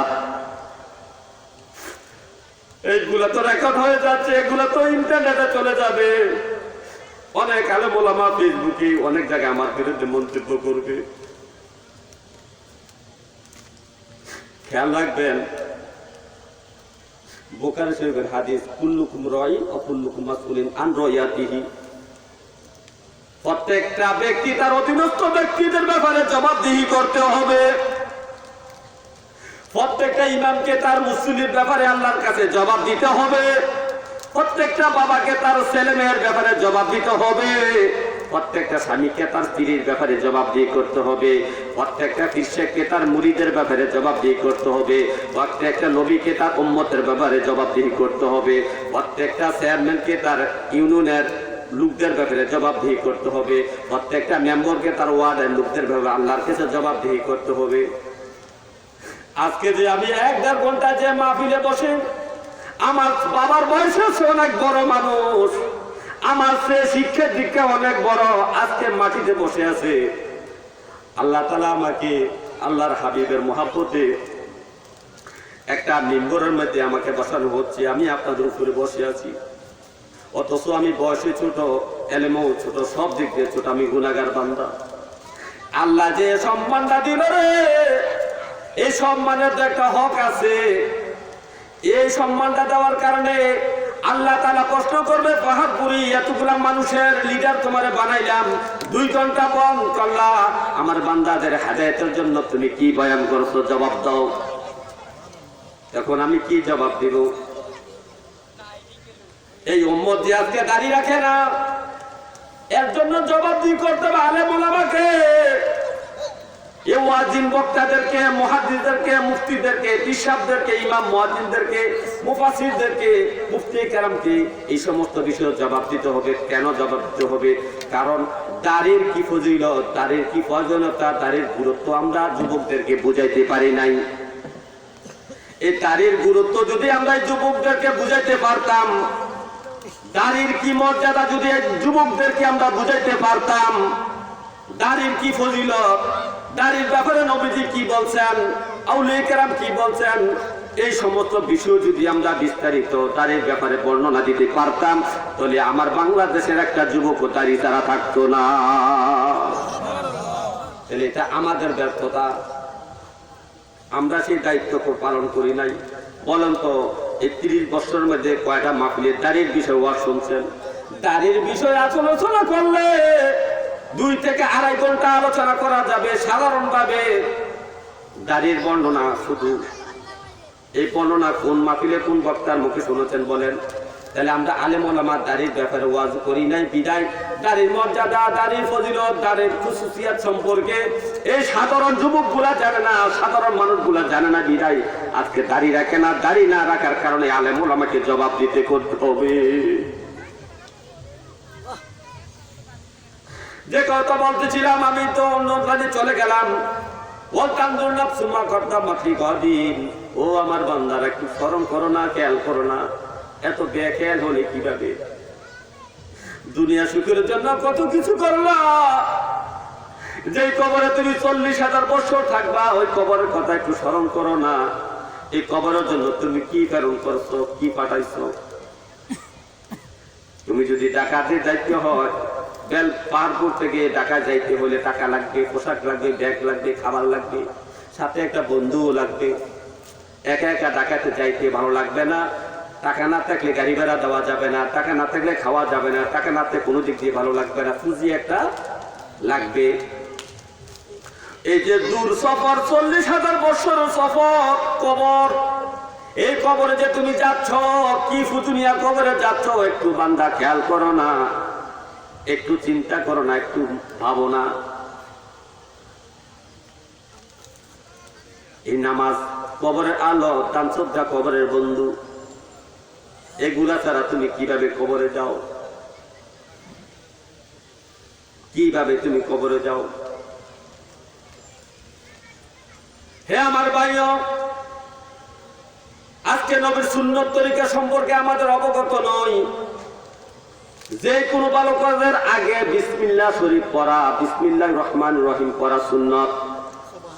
যে কোনো ভালো কাজের আগে, ভাত খাইছেন হাত দিতেছেন, ভাত খাওয়ার আগে হাত দিতেছেন বিসমিল্লাহির রহমানির রহিম, লোকমা দিয়েছেন বিসমিল্লাহির রহমানির রহিম, তরকারি লইছেন, তরকারির প্লেট থেকে আপনার ভাতের প্লেটে বিসমিল্লাহির রহমানির রহিম, লোকমা দিয়েছেন বিসমিল্লাহির রহমানির রহিম, ভাত খাইছেন আলহামদুলিল্লাহ। এগুলা সবগুলো হলো আল্লাহর জিকির। এই জন্য আল্লাহ বলে, বান্দারে ইয়া আইয়ুহাল্লাযীনা আমানু যকুরুল্লাহা যিকরান কাসীরা ওয়া সাব্বিহু বুকুরাতান ওয়া আসীলা। ও বান্দা, বেশি বেশি করে, এই মানদার বান্দারা, আমি আল্লাহর বেশি বেশি জিকির করো। জিকির কিভাবে করবে? 24 ঘন্টায় শুধু আল্লাহর জিকির আছে, 24 ঘন্টা আল্লাহর জিকির আছে। আপনি ঘুম থেকে ওঠার সময় তো জিকির শুরু হয়েছে, আলহামদুলিল্লাহিল্লাযী আহইয়ানা বা'দা মা আমাতানা ইলাইহিন নুশুর। ঘুম থেকে উঠে ঘর থেকে বাইরে হইতেছেন, বিসমিল্লাহি তাওয়াক্কালতু আলাল্লাহ। বাথরুমে যাইবেন, বাথরুমে যাওয়ার সময় দোয়া আছে, বাথরুমে বাইর হওয়ার পরে দোয়া আছে, ঠিক না? দাঁত মাজবেন, আগে ডাইন হাতটা একটু ধোয়ার জন্য নবী বলছে। দাঁত মাজার আগে মেসওয়াক করার আগে ডাইন হাতটা ধুয়ে নিও, কেননা ঘুমের অবস্থা তোমার ডাইন হাত কই ছিল তুমি জানো? এই জন্য ডান হাতটা ধোয়া সুন্নত। এইভাবে করে মসজিদে ঢুকতে নবীর আল্লাহর দোয়া আছে, আল্লাহর জিকির আছে, দোয়া আছে। মসজিদ থেকে বাইর হওয়ার পর আল্লাহর জিকির আছে, দোয়া আছে। প্রত্যেকটা কর্মের মধ্যে আছে। বিবির কাছে যাইতো তো আল্লাহর জিকির আছে, দোয়া আছে। সন্তানের জন্য জিকির করতে বলছে, রব্বি হাবলি মিনাস সলিহিন। আর দোয়া নাই কোন জায়গায়, জিকির নাই কোন জায়গায়। 24টা ঘন্টায় আল্লাহর জিকির আছে। এই জিকিরের ব্যাপারে বলছে, বান্দারে উম্মত, হে আমার ইমানদার বান্দারা, বেশি বেশি করে আমি আল্লাহর জিকির করো। আমরা তো দিনের বেলা সন্ধ্যা থেকে সকাল পর্যন্ত কোনো কাজে বিসমিল্লাহ বলি না, বিসমিল্লাহ বলি না।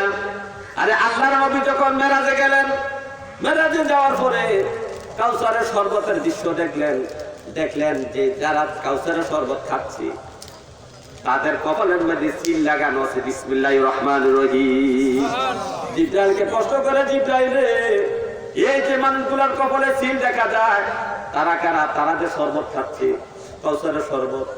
জিবরাইল বলছে, ইয়া রাসূলুল্লাহ, তারা আপনার উম্মতের মধ্যে যারা বেশি বেশি বিসমিল্লাহ বলছে তাদেরকে সবার আগে আগে কাউসার খাওয়ানো হবে। এই জন্য নবীজি দুনিয়ায় আসিয়া রে, নবীজি দুনিয়া আসার পরে বেশি বেশি বিসমিল্লাহ পড়ে আর আল্লাহর কাছে মুনাজাত করে, আল্লাহ রাব্বে কারীম, ও মাওলা, শোনো না, আমি কিন্তু বিসমিল্লাহ শরীফ বলি না। আমি বিসমিল্লাহ শরীফ প্রতি কাজে কর্মে করি, প্রতিটা কর্মের আগে বিসমিল্লাহ করি। সুতরাং তুমি আমাকে কাউসার দান করিও। কাউসারের জন্য আল্লাহর নবী বিসমিল্লাহ বলেন না। আল্লাহ কয়ে আপনি যখন বিসমিল্লাহ বলেন না, কাউসার পাওয়ার জন্য বিসমিল্লাহ করেন, যান আপনাকে কাউসার দান করে দিলেন। ইন্না আতাইনাকাল কাউসার। বললো বাবা, গতদিন একটা প্রোগ্রাম করছি, এর আগের দিন করছি কসবা, আগামী দিন একটা প্রোগ্রাম আছে দক্ষিণ কুমিল্লা, দক্ষিণ জগৎপুর। এরপরের দিন প্রোগ্রাম আছে এলাকায়, তো আমার পাশের গ্রামে। প্রতিদিনে কম বেশ প্রোগ্রাম করি, আসলে বলা তো ততক্ষণ কুলায়। আর আমি এভাবে একটু সর্দির রুগী, অ্যালার্জির রুগী, মানে প্রতিদিন আমাকে ট্যাবলেট খেতে হয়। এই জন্য গলা কতক্ষণ কুলায়, এই জন্য গলাটা আসতে চায় না। আল্লাহ তাআলা যেন আমার গলার মধ্যে বরকত দেয়, বলেন আমিন। হে আমার ভাইও, গভীর মনোযোগ। তো নবী বিসমিল্লাহ বলেন না। এই দুনিয়াতে যারা বেশি বেশি বিসমিল্লাহ পড়বে, বেশি বেশি বিসমিল্লাহ পড়বে, তাদেরকে আল্লাহর নবী হওয়ার কারণে, নবীর সুন্নতের আমলের কারণে হাসর মাঠে সবার আগে কাউসারের শরবত খাওয়ানো হবে।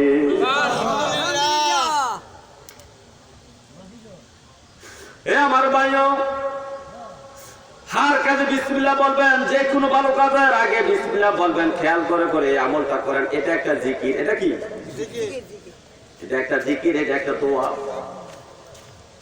ওই যে আল্লাহর এক বান্দী কিতাবে উল্লেখ আছে, যে কোনো কাজের আগে বিসমিল্লাহ বলে। আল্লাহর বান্দী নামাজও পড়ে, প্রত্যেকটা কাজে কাজে বিসমিল্লাহ বলে। তো ওই মহিলার স্বামী একদিন নারাজ হয়েছে, কি ব্যাপার, প্রতিদিন বিসমিল্লাহ, যে কোনো কাজ করতে তো বিসমিল্লাহির রহমানির রহিম। আরো আমার হোনা, আরো মহিলার উদ্দেশ্য হলো জামাইরে শোনাইয়া বিসমিল্লাহ করি, যেন জামাই ওই আমলটা করে। শুধু জামাই বিরক্ত হয়, কি একটা পাইছে, একটা দোয়া প্রতিদিন করে বিসমিল্লাহ দেখাইতেছে। একদিন কিছু রৌপ্য, তখনকার যুগে তো স্বর্ণের পয়সা চলতো, টাকা ছিল না, পয়সা দিনার দিরহাম বলতো এগুলারে। দিনার বলে স্বর্ণের পয়সাকে, আর দিরহাম বলে রূপার পয়সাকে। তো দিনার আইনা পোটলা ভিড়ে আইনা মহিলার কাছে দিয়েছে, এই টাকাগুলা রাখো।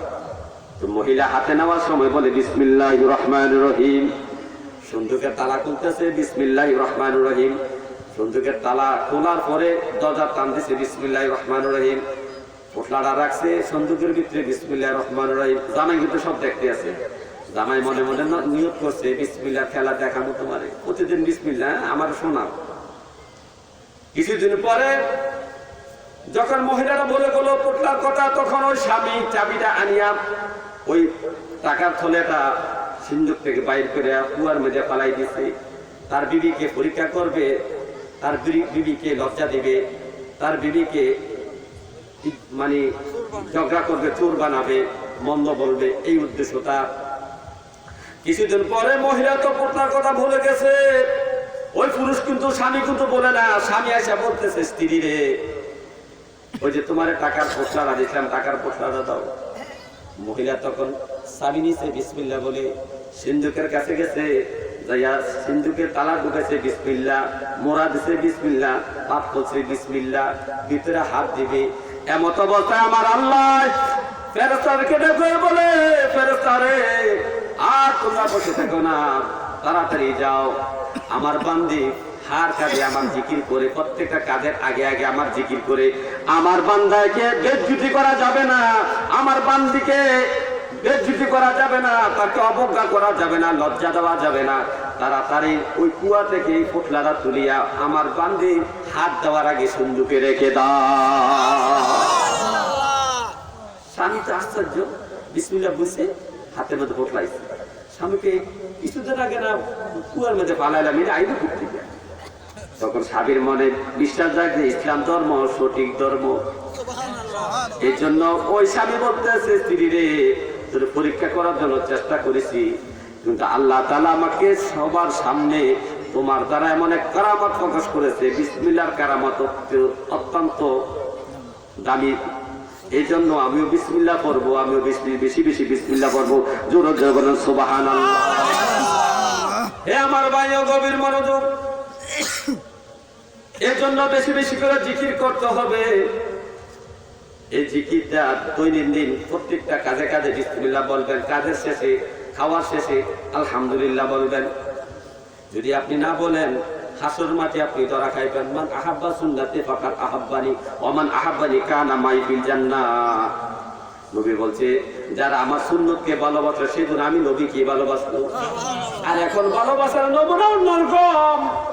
এখন ভালোবাসা গানে গজলে, বক্তৃতায়, ওয়াজে, নসিহতে, আমলের দিক দিয়ে নবীর ভালোবাসা প্রকাশ পায় না। নবীর ভালোবাসা দেখাইতে হবে আমলের দিক দিয়া। নবীর সুন্নতকে ভালোবাসলেই নবীকে ভালোবাসা হয়। এই জন্য নবীর সুন্নতের আমল আপনারা বেশি বেশি করবেন, বেশি বেশি করে নবীর সুন্নতের আমল করতে হবে।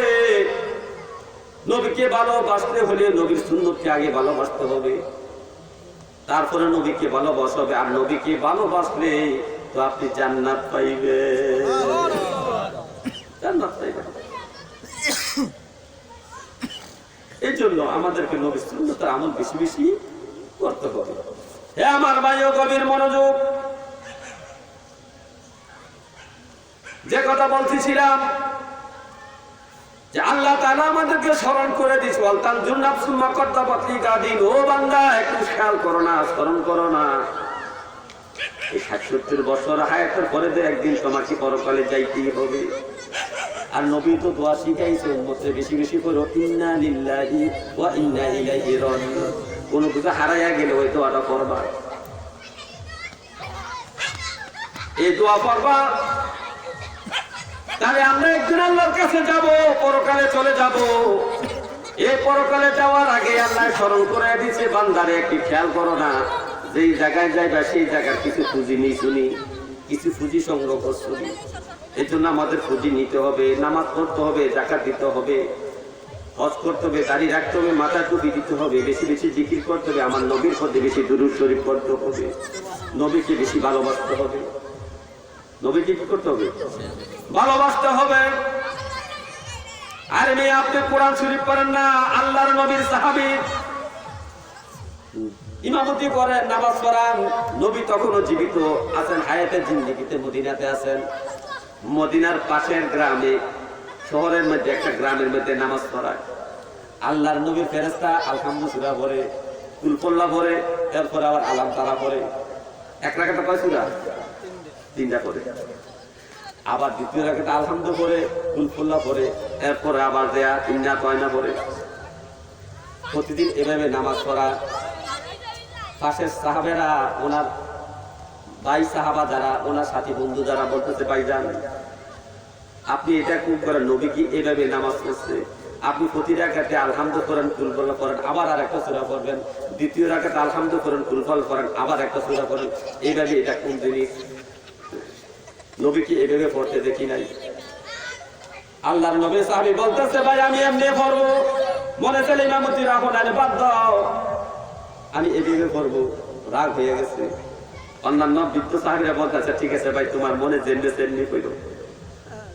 কিন্তু তারা গোপনে গোপনে নবীর কাছে বিচার দিয়েছে, নবী গো আপনার অমুক সাহাবী আলহামদু করে কুল পল্লা পরে আবার আরেকটা সূরা পড়ে, দ্বিতীয় রাকাতে আলহামদু করে কুল পল্লা পরে আবার আরেকটা সূরা পড়ে, একটু জিজ্ঞাসা করবেন নি? আরেকদিন নবীর দরবারে ওই সাহাবী হাজির, ও তারাও হাজির হয়েছে, কিন্তু কেউ কারোর সাথে যোগাযোগ নাই। নবী প্রশ্ন করে সাহাবী তুমি নাকি এভাবে নামাজ পড়ো? ও হ হুজুর আমি এভাবে নামাজ পড়ি। তো কেন পড়ো? কেন কুল পল্লা শরীফ পড়ো? আল্লাহর নবীর সাহাবী জবাব দিতেছে ইয়া রাসূলুল্লাহ ইয়া হাবিবাল্লাহ আমি কুল পল্লা সূরাকে বেশি বেশি ভালোবাসি, আমি সূরা ইখলাসকে বেশি ভালোবাসি, সুতরাং সূরা ইখলাস ছাড়া আমি নামাজ পড়তে পারি না। নবীজি জবাব দিলেন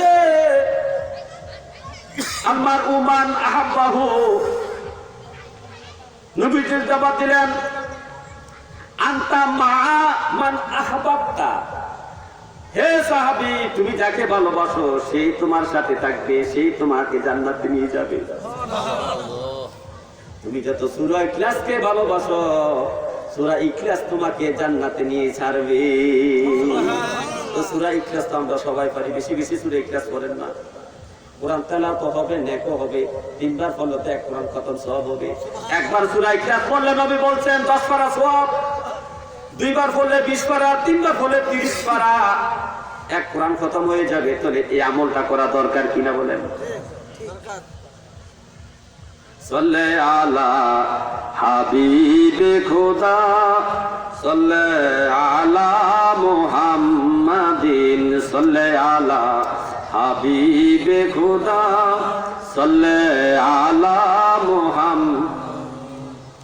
মানব সে ফুটল রে ফুল নজির বিহীন, ফুলের আসি দেশে দেশে ঘুরি দিনহীন। সাল্লে আলা হাবিবে খোদা সাল্লে আলা মুহাম্মাদিন সাল্লে আলা হাবিবে খোদা সাল্লে আলা মুহাম্মাদ। সুবাসিত করল রে ফুল নজির বিহীন, যার অতুল কায়া চায়া বিহীন। সাল্লে আলা হাবিবে খোদা সাল্লে আলা মুহাম্মাদিন সাল্লে আলা হাবিবে খোদা সাল্লে আলা মুহাম্মাদ। এ আমার ভাইও সময় শর্ট, কয়েক মিনিটের মধ্যে ছেড়ে দিতে হবে মা। এর মধ্যে একটা ঘটনা আপনাদেরকে বলি। আল্লাহ যাদেরকে ভালোবাসে তাদেরকে বিপদ দেয়, আল্লাহ যাদেরকে ভালোবাসে তাদেরকে নামাজ পড়ার সুযোগ দেয়, শয়তান যাদেরকে ভালোবাসে তাদেরকে নামাজ থেকে দূরে রাখে। আল্লাহ যাদেরকে ভালোবাসে মাহফিলে আসার সুযোগ দেয়, শয়তান যাদেরকে ভালোবাসে মাহফিল থেকে দূরে রাখে। আল্লাহ যাদেরকে ভালোবাসে মিলাদে পড়তে তাকে দেয়, মিলাদে আসতে দেয়। শয়তান যাদেরকে ভালোবাসে মিলাদ থেকে দূরে রাখে। তাহলে আল্লাহ যাদেরকে ভালোবাসে তাকে বিপদ দেয়, কি দেয়? বিপদ দেয়, তাকে দুঃখ দেয়, যন্ত্রণা দেয়, দুনিয়ার ঝামেলায় তাকে জর্জরিত করে ফেলে, বড় বড় ওষুধ দেয়, অনেক জ্বালা যন্ত্রণা দেয়। এই যে আমাদের মাথা ব্যথা, সাবধান বাবা, মাথা ব্যথাকে গালি দিবেন না। মাথা ব্যথা সাধারণ রোগ নয়, একটা রহমতি রোগ। এই রহমতি রোগের দ্বারা, এই রহমতি রোগটা প্রায় গুলা আম্বিয়ে কেরামের ছিলেন। 1 থেকে 2,24,000 পয়গম্বর সবারই মাথা ব্যথা ছিল। আল্লাহর নবীরও মাথা ব্যথা ছিলেন। ইন্তেকালের আগে মাথা ব্যথায় প্রথম শুরু হয়েছিল। আবু বকর যখন ইন্তেকাল করেন মাথা ব্যথা দিয়ে শুরু হয়েছিল। এই মাথা ব্যথা এমন একটা রহমতি রূপ, এই মাথা ব্যথা যখন উঠে আল্লাহর নবী বলেন মাথা ব্যথার কারণে তার সগীরা গুনাহগুলো এমনিতে জোরে জোরে পড়ে যায়। এই যে জ্বর, জ্বর কোনো খারাপ রোগ না, জ্বর ভালো রোগ, এটা রহমতি রোগ। জ্বর হইলে গুনাহগুলো শরীর থেকে জ্বরে পড়ে যায়। রোগকে গালি দিবেন না, বিপদকে গালি দিবেন না, এটাকে আলহামদুলিল্লাহ বলে গ্রহণ করবেন।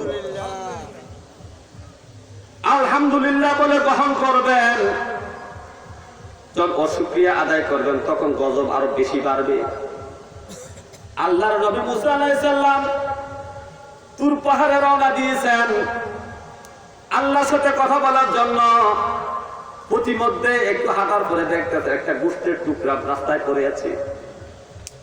গোশতের টুকরা আল্লাহর কাছে প্রার্থনা করে, আল্লাহ আমাকে জবানটা খুলে দাও, আল্লাহ তোমার বন্ধুর সাথে আমি একটু কথা বলবো।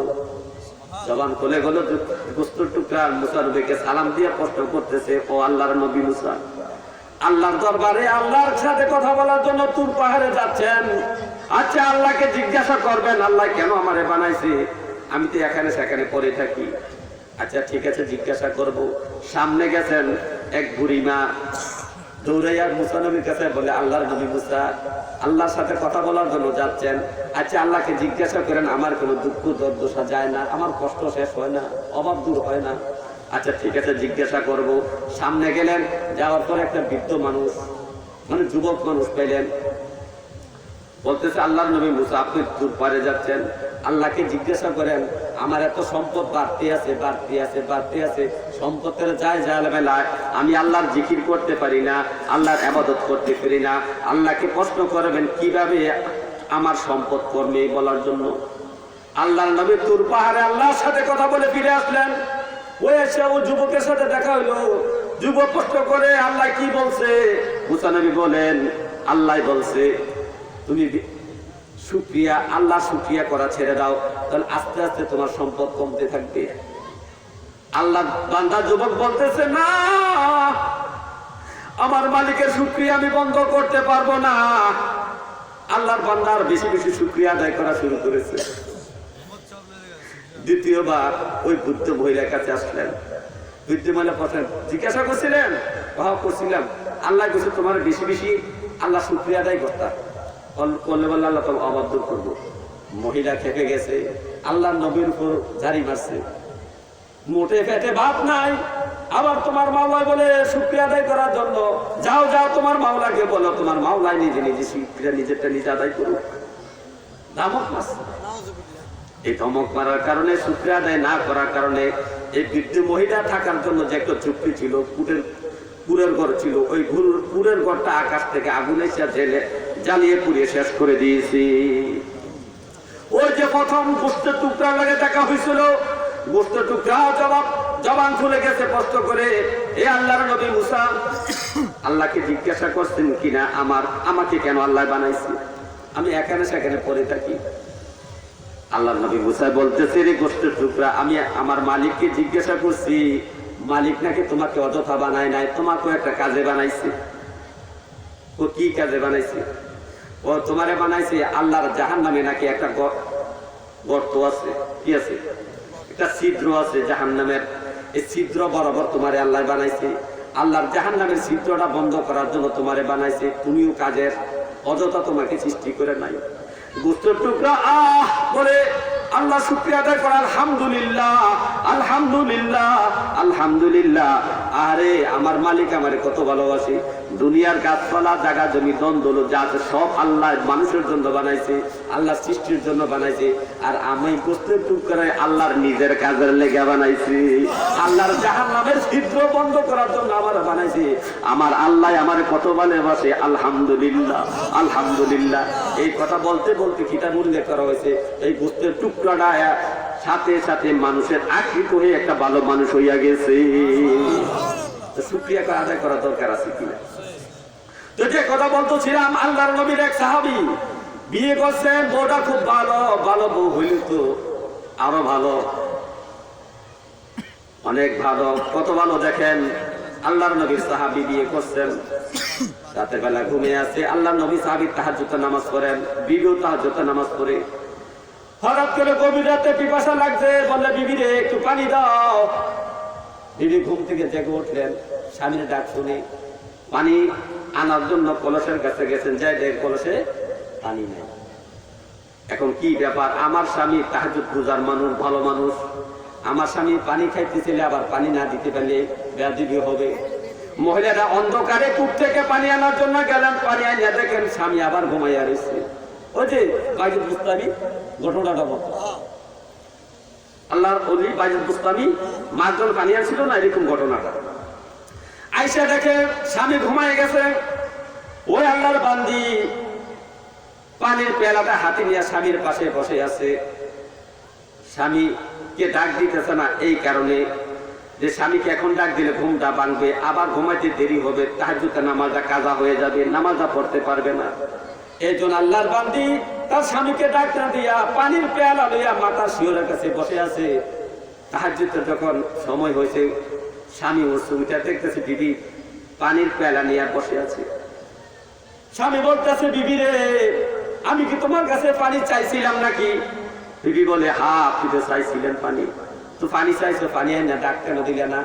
এই কারণে দেয় নাই, যদি এখন সজাগ হন, ঘুমাইতে দেরি হবে, তাহাজ্জুদ নামাজ আপনার পড়তে সমস্যা হবে, যার কারণে আমি আপনার স্ত্রী সারা রাত পানি নিয়ে আপনার পাশে বসে আছি, আপনি চাইবেন মাত্র দিতে, আমি দেরি করব না। কত স্বামী ভক্ত স্ত্রী দেখছি, আমার বউরা করবো নি পানি চাইলে আর ডাইলা খাইতে পারো না। অঙ্কার বউরা কি কর, পানি চাইলে কর ডাইলা খাইতে পারো না। আল্লাহ মাফ করো। এত মহব্বতের স্বামী স্ত্রী, এত মহব্বতের স্বামী স্ত্রী। স্ত্রী একদিন স্বামীকে বলতেছে, ও আমার প্রাণের স্বামী, আপনার পায়ে ধরে বলি, আমার একটা কথা আপনি রাখবেন কিনা? স্ত্রী রে, আমি তোরে ভালোবাসি, এত ভালোবাসি, অবশ্যই তোমার কথা রাখবো। স্ত্রী বলতেছে, স্বামী রে, আপনার কাছে অনুরোধ, আপনি আমাকে তালাক দিয়ে দেন। হায় হায়, এত স্বামী স্ত্রী ভালো মানুষ, দুজন কত মিল, পৌঁছেছে তালাক। এই অবস্থা আমার মধ্যে হইলে কি হইব, হাফিল করবো। আর কই গীতের এত মহব্বত স্ত্রী তালাক চায়। স্বামী বলে, কেন তুমি তালাক চাও? আমি কি তোমাকে খুশি করতে পারি না? না পারেন। আমি তোমার খাবার দাবারের ব্যবস্থা করতে পারি না? পারেন। আমার দ্বারা তোমার সন্তান আদি জন্ম নিয়েছে, তাতে কি তুমি খুশি না? খুশি। তুমি কেন তালাক চাও?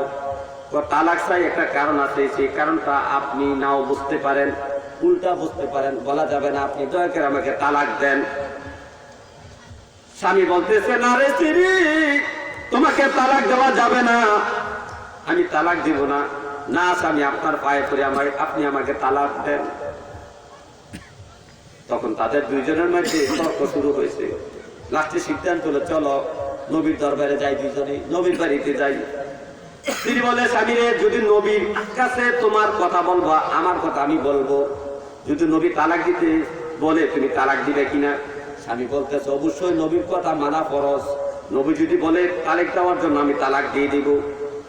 দুইজনে চলো, দুইজনে হাঁটতে হাঁটতে মরুভূমি দিয়ে, পাহাড়ি এলাকা দিয়ে নবীর বাড়িতে রওনা দিচ্ছেন মদিনা শরীফ। হাঁটতে হাঁটতে পাহাড়ের পাদদেশে হাঁটতে সময় স্বামী স্ত্রী পাশাপাশি হাত না হেঁটে, স্বামী সামনে স্ত্রী পেছনে হাঁটতেছে। স্বামীটা তাড়াতাড়ি হাঁটতে যাইয়া, কারণ টেনশন তো, স্ত্রী জানি কি বলে আর না জানে নবী বলে তালাক দেওয়ার জন্য টেনশন না। টেনশনে হাঁটতে হাঁটতে হঠাৎ করে একটা ধার, একটা খুব অস্ত্রের মতো একটা পাথরের মধ্যে প্রচুর খাইয়া পাল্টা গেছে, কাইটা কি গেছে, কেটে গেছে।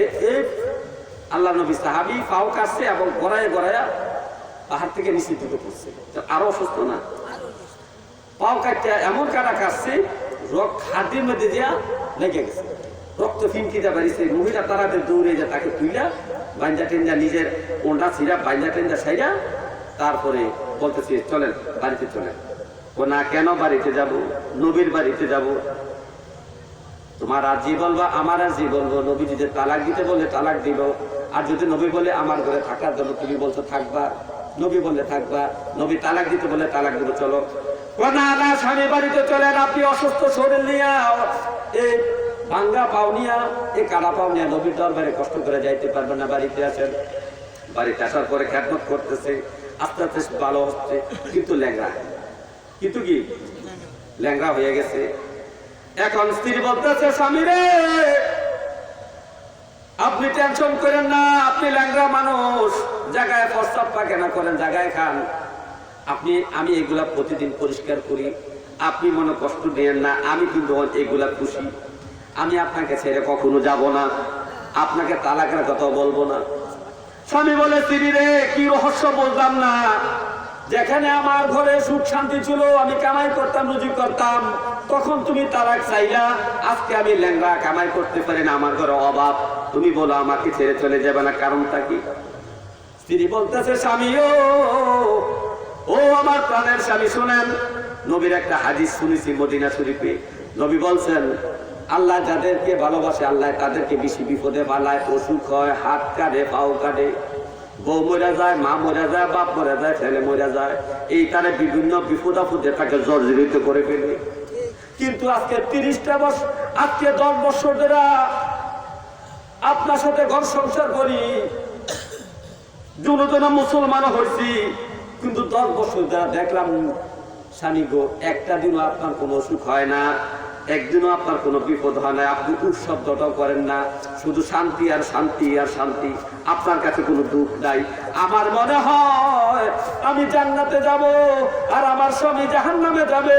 আমার স্বামী যে দুনিয়াতে নেক কাজ করতেছে, নামাজ পড়তেছে, দান করতেছে, নবীর দরবারে যাইতেছে, আইতেছে, না জানি এগুলার বিনিময়ে আমার স্বামীকে আল্লাহ দুনিয়া দিয়ে দিচ্ছে। আমার স্বামীর জন্য মনে পরকালে কিছু নাই, এইগুলো আমার ভয় লাগছে, যার কারণে নবীর কাছে যাওয়ার জন্য বলছি, আমাকে তালাক দেওয়ার জন্য বলছি। কিন্তু না না, স্বামী যখন নবীর দরবারে যাইতেছিলাম তখন আল্লাহ আমাকে ইশারা দিয়ে এটাই বুঝাইলো, ওরে আল্লাহর বান্দা, ওরে আমার বান্দি, আমার এই প্রিয় বান্দাকে তুমি কেন হেসরে নবীর দরবার নিয়ে যাচ্ছ? দেখো না, আমার বান্দাকে ভালোবাসি বলে তো তাকে আমি অসুস্থ বানাইছি। সুতরাং আপনি আল্লাহর প্রিয় বান্দা, আপনি ল্যাংড়া হয়েছেন, তার মানে আল্লাহ বুঝাইছে আপনাকে আল্লাহ ভালোবাসে, বিদায় আল্লাহ আপনাকে দুঃখ দিছে, আর এই দুঃখের বিনিময়ে আপনার ছগিরা গুনাহগুলো আল্লাহ মাফ করে দিবে, আপনি জান্নাতি। সুতরাং এমন মহাব্বতের জান্নাতি স্বামী ছেড়ে আমি যেতে পারি না। তাহলে সুখ দুঃখ হলে হাই হুতাশ করবেন না, কি করবেন? আল্লাহর কাছে বলবেন, নবীর উসিলা নিয়ে আল্লাহর কাছে বলবেন। কার কাছে? আর আল্লাহর কাছে শুকরিয়া আদায় করেন, যে অবস্থা থাকে, আলহামদুলিল্লাহ আমার বেড়ার গো এত 3 তলা বিল্ডিং, আচ্ছা আলহামদুলিল্লাহ আল্লাহ তাদের দিছে, আর আমার আল্লাহ বেড়া দিছে, আল্লাহ দিন তো আমারও দিতে পারে, আলহামদুলিল্লাহ আল্লাহ যেভাবে রাখছে খুশি।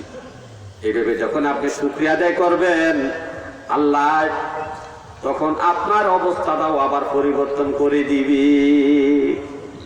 হাদিস শরীফের মধ্যে আছে, নবী বলেন, আমার মুসলমান উম্মত যখন আরেক ভাইয়ের জন্য দোয়া করে, আল্লাহ আব্দুল করিম ভাইয়ের হায়াত বাড়াইয়া দাও, আল্লাহ আব্দুল করিম ভাইয়ের সন্তানের হায়াত বাড়াইয়া দাও, আল্লাহ আব্দুল করিম ভাইয়ের রিজিক বাড়াইয়া দাও, যখন আমার উম্মত আরেকটা ভাইয়ের, মুসলমান ভাইয়ের জন্য দোয়া করে, তখন তৃতীয় একটা পক্ষ আছে ফেরেশতা, আল্লাহ ফেরেশতারা তার পাশে দাঁড়াইয়া বলে, আল্লাহ যে দোয়া করছে তুমি তারও হায়াত বাড়াইয়া দাও, যে দোয়া করছে তার রিজিক বাড়ার জন্য আল্লাহ তুমি তারও রিজিক বাড়াইয়া দাও।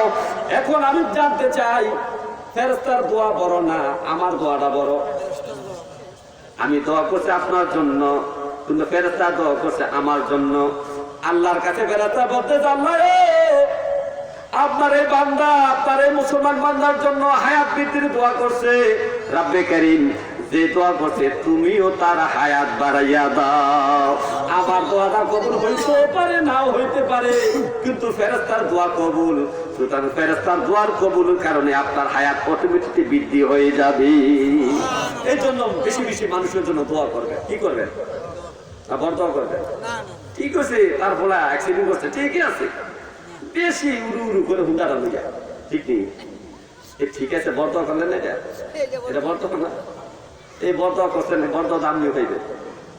আল্লাহ ফেরেশতারা কয়, আল্লাহ যে বর্তমানটা করছে তুমিও তার বেলায় ঠিক করো, আমরা পোলা মাইয়া নাই, নাতিপুতি নাই, আর ফেরেশতাদের বলে তার লাগেও ঠিক করো, উল্টাই আবার আপনাকে চাইবি।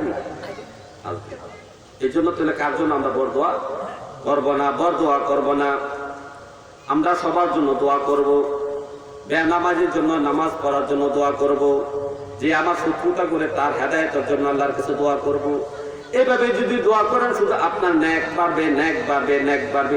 জোরে জোরে বলেন সুবহানাল্লাহ, আল্লাহুম্মা সাল্লি সাইয়্যিদিনা মাওলানা মুহাম্মদ ওয়া আলা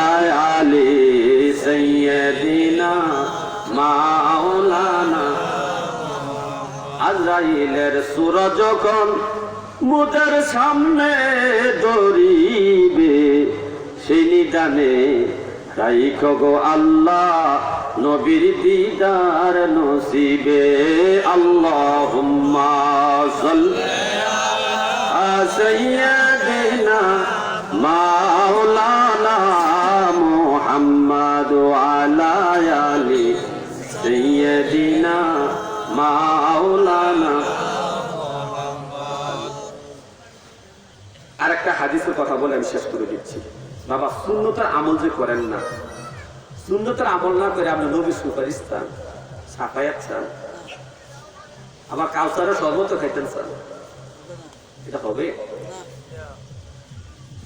হাসরের মাঠে আপনার বিরুদ্ধে ফেরেশতা মামলা করবে।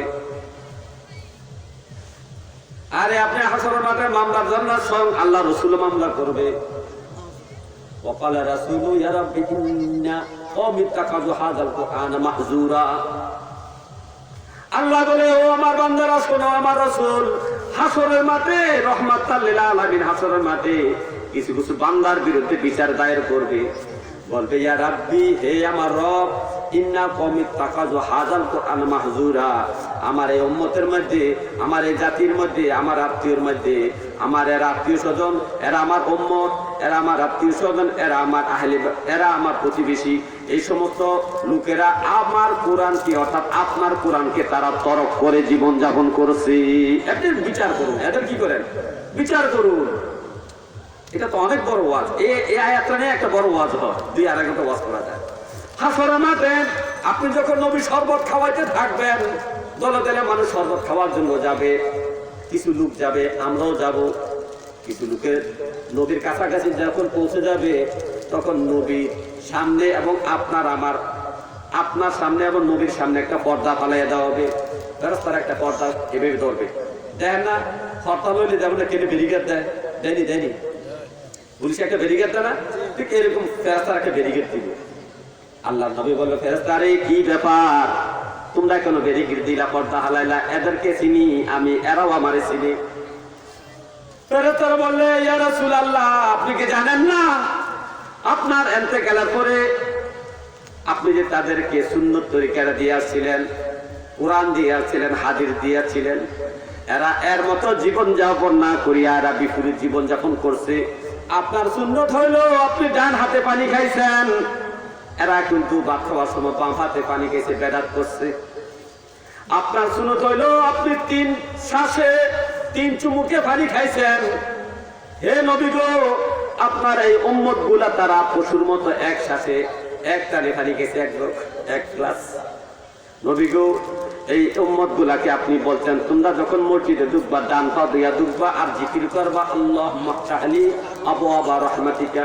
ইয়া রাসূলুল্লাহ, তারা বাম পা দিয়ে ঢুকছে, জিকিরও করে নাই, বাম পা দিয়া বেদাত করছে। ডান পা দিলে সুন্নত হইতো, বাম পা দিয়া বেদাত করছে। তারা এই সমস্ত বেদাতে আমল করছে। সুতরাং এই সমস্ত ব্যক্তিদেরকে আপনি শরবতের খাওয়াতে পারবেন না। তখন নবীজির ফেরেশতাদের বিচার শুনিয়া, ফেরেশতাদের আরজি শুনিয়া, তখন নবীজি বলবেন, সুকান লিমান গায়রা বাদি, দূর হও, তোমাদেরকে আমি চিনি না, তোমরা এখান থেকে দূর হয়, তোমরা শরবত খাইতে পারবা না। বিচার দায়ের করছে কি? ফেরেশতারা। কে দায়ের করছে? ফেরেশতারা। কোরআনও কিন্তু আপনার বিরুদ্ধে বিচার চাইবে হাসরের মাঠে। আমরা মুসলমান, কালেমার বিনিময়ে জাহান্নামের শাস্তির পরে আমাদেরকে জান্নাত দেওয়ার জন্য আল্লাহ ওয়াদা করবেন। আমরা জান্নাতে রওনা দিব, অথবা হাসরের মাঠ থেকে আমরা ওয়াদা হচ্ছে জান্নাতে যাওয়ার জন্য জান্নাতে রওনা দিব। তখন জান্নাতে যাইতেছি, হঠাৎ করে সামনে কোরআন দাঁড়াবে, মানুষের আকৃতি নিয়ে দাঁড়াই বলে, আল্লাহর বান্দা দাঁড়াও, ওই যাচ্ছ জান্নাতে করে যে বিচার হোক। আল্লাহর এই কোরআন আল্লাহর বান্দাকে হাতের মধ্যে থাপ্পড় দিয়া ধরবে, ধরে মালিকের দরবারে হাজির করে যে বলবে, রাব্বে কারীম হাজা আব্দুল, এটা আপনার বান্দা, এর মধ্যে আর আমার মধ্যে বিচার করো। কি বিচার করবো? তো বিচার করো, এই যে আমার এই দুনিয়া নবী দিয়া ছিল, নবী যে আমাকে দুনিয়া দিয়া ছিল, আমি কোরআনকে তারা তরক করে জীবন যাপন করেছে, তাদের সামাজিক জীবনে আমাকে মানে নাই, পারিবারিক জীবনে আমাকে মানে নাই, রাষ্ট্রীয় কাজকর্মে আমাকে মানে নাই, অর্থনৈতিক কাজকর্মে আমাকে অনুসরণ করে নাই, আমাকে তারা কোন মান্য করে না, আমাকে তরফ করেছে। সুতরাং আমাকে তারা তরফ কেন করলো? এই বান্দার মধ্যে আর আমার মধ্যে বিচার না করে তুমি তার জান্নাত দিতে পারবা না। তাহলে কোরআনও আসল বিচার চাইবে, চাইবনি, নবী তো চাইব, নবী তো চাইব। তাহলে এতগুলা বিচার, শুধু এতগুলা বিচার নয়, সাবধান মুসলমান, বিবিও আপনার বিরুদ্ধে হাসরের মাঠে বিচার চাইব, বিচার চাইব। আল্লাহ, এই যে আপনার বান্দা আমার স্বামী মোহরানা ধার্য করে বিয়া করছিল, কিন্তু সিটার, বড় সিটার, আমার মোহরানা টাকা না দেয়া গেছে মইরা, দিবি দিবুকে আমার ঘর সংসার করছে, কিন্তু মরার আগে আমার কাছে মাফও চাইতে পারে নাই।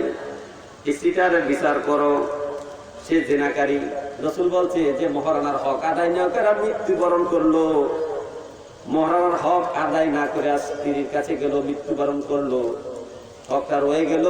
এই হক আদায় না করার কারণে এই বান্দাটা হাসরের মাঠে জেনাকারীর কাতারে দাঁড়াবে। বিবি বিচার চাইবে না আল্লাহর কাছে?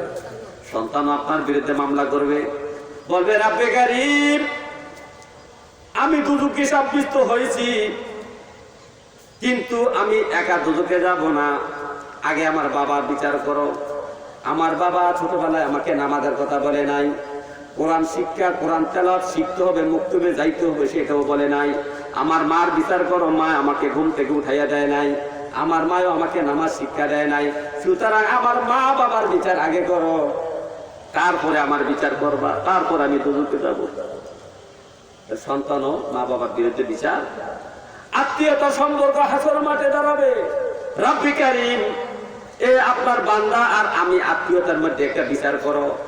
তোমার বান্দা সম্পর্ক ছিন্ন করে জীবন যাপন করছে দুনিয়ায়, আমার সাথে কোনো সম্পর্ক রাখে নাই, সুতরাং আমার আর তার মধ্যে বিচার না করে তুমি তাকে জান্নাত দিতে পারবা না। এভাবে অনেক কতটা বলবো আপনাদের সামনে। আপনি মনে করছেন দুনিয়াতে কোন রকম চললে তো জান্নাত হইয়া যাবে, আর জান্নাতের লোক দেখাইতেছে, অনেক বাবা তো জান্নাতে টিকিট গেছে, নামাজ টামাজের লোক দেখা নাই, জান্নাত কি যাইবি, যা জান্নাত দিয়ে নিছে। আবার কিছু অলিয়াল্লাহ জীবনী কর, উমুকে জান্নাত টিকিট বেছে, বাহালুল বাসা জান্নাতে টিকিট বেছে, বাসা হারানোর ঘরে টিকিট দিছে, কোনে মিয়া লেখা পালিয়া কই জোতার খাই। বাহালুল দরবেশ, হে কোন দরবার অলিয়াল্লাহ, কি রকম অলিয়া, তুমি কোন দরের অলি? তোমার যে এমন জায়গা জমি যা কিন্তু সব তোমার নামে দলিল, কার ট্রাস্টি দলিল করতাম না, কার ট্রাস্টের নাম দিয়া, কমপ্লেক্সের নাম দিয়ে এগুলো দলিল করো, তোমার নামে কেন দলিল করতেছ? এই সম্পত্তিগুলো তোমার ছেলে পাইবে, মুরিদের টাকা কালেকশন করো, আর এই সম্পত্তিগুলো কিনে কিনে নিজের নামে দলিল করতেছ কেন? বাংলাদেশে আইন আছে, ট্রাস্ট করো, নাহলে কমপ্লেক্স করো, আর সবগুলা লিলায়তের জন্য দলিল করে দাও, যেন তোমার সন্তানরা ভবিষ্যতে এগুলো দখল না করতে পারে, আর এগুলো নিয়ে সম্পত্তি মারামারি না করে। আজকেও বিভিন্ন দরবারে পিরালি দিয়ে মারামারি কেন জানেন হুজুর? শুধু সম্পত্তিটা নিয়ে, কিরে আমার খেলাধুলাটা দিল তো পুরাটা আমি চালাইতাম, এতকে কিরে আমারে দিল না, আমি তো পুরাটা চালাইতাম, এরকম করতে করতে দুই ভাইয়ে মারামারি কারাগারে দরবার ভাইয়ে গেছে, দুই পার হয়ে গেছে। আছে না বাংলাদেশে? এই সম্পত্তি থাকার কারণে আমার মনে হয় প্রত্যেকটা পীর বুজুর্গ এই সম্পত্তিগুলো ট্রাস্টের নামে দলিল করার দরকার, যেন সন্তান তার এন্তেকালের পরে কোনো সম্পত্তি দাবি না করতে পারে, পিরালিগুলির জন্য লোক তার ভিতরে না ঢুকে। বাহলুল দরবেশ, ওনার অবস্থান, হুজুর গাউসুল পাকের অবস্থান আর বর্তমানে খ্রিস্টানদের অবস্থান কি এক কিনা বলেন? আমার গাউসুল পাক জান্নাতের টিকিট দিতে পারলে বর্তমানের কোন পীরটা দিতে পারবে বলেন?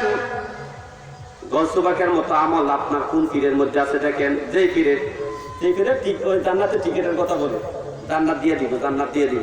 আছে না কিছু হিসাব আছে না? আলহামদুলিল্লাহ, কেউ হক্কানি ওলি আল্লাহ আছে বাংলাদেশে যারা এই ধরনের কথাবার্তা হক্কানি হলে, যেমন শাহপুরের ফিরসা হুজুর, বাগদাদের হুজুর, সুভাষ আল কাদরি এবং বর্তমান ফিরসা হুজুর, এরা খানদানি ওলি আল্লাহ এবং আমলি জিন্দিগি যাদের আছে, যাদের আমল দেখে আমরাও অনেকে আমলি হয়ে গেছে, ঠিক কিনা বলেন?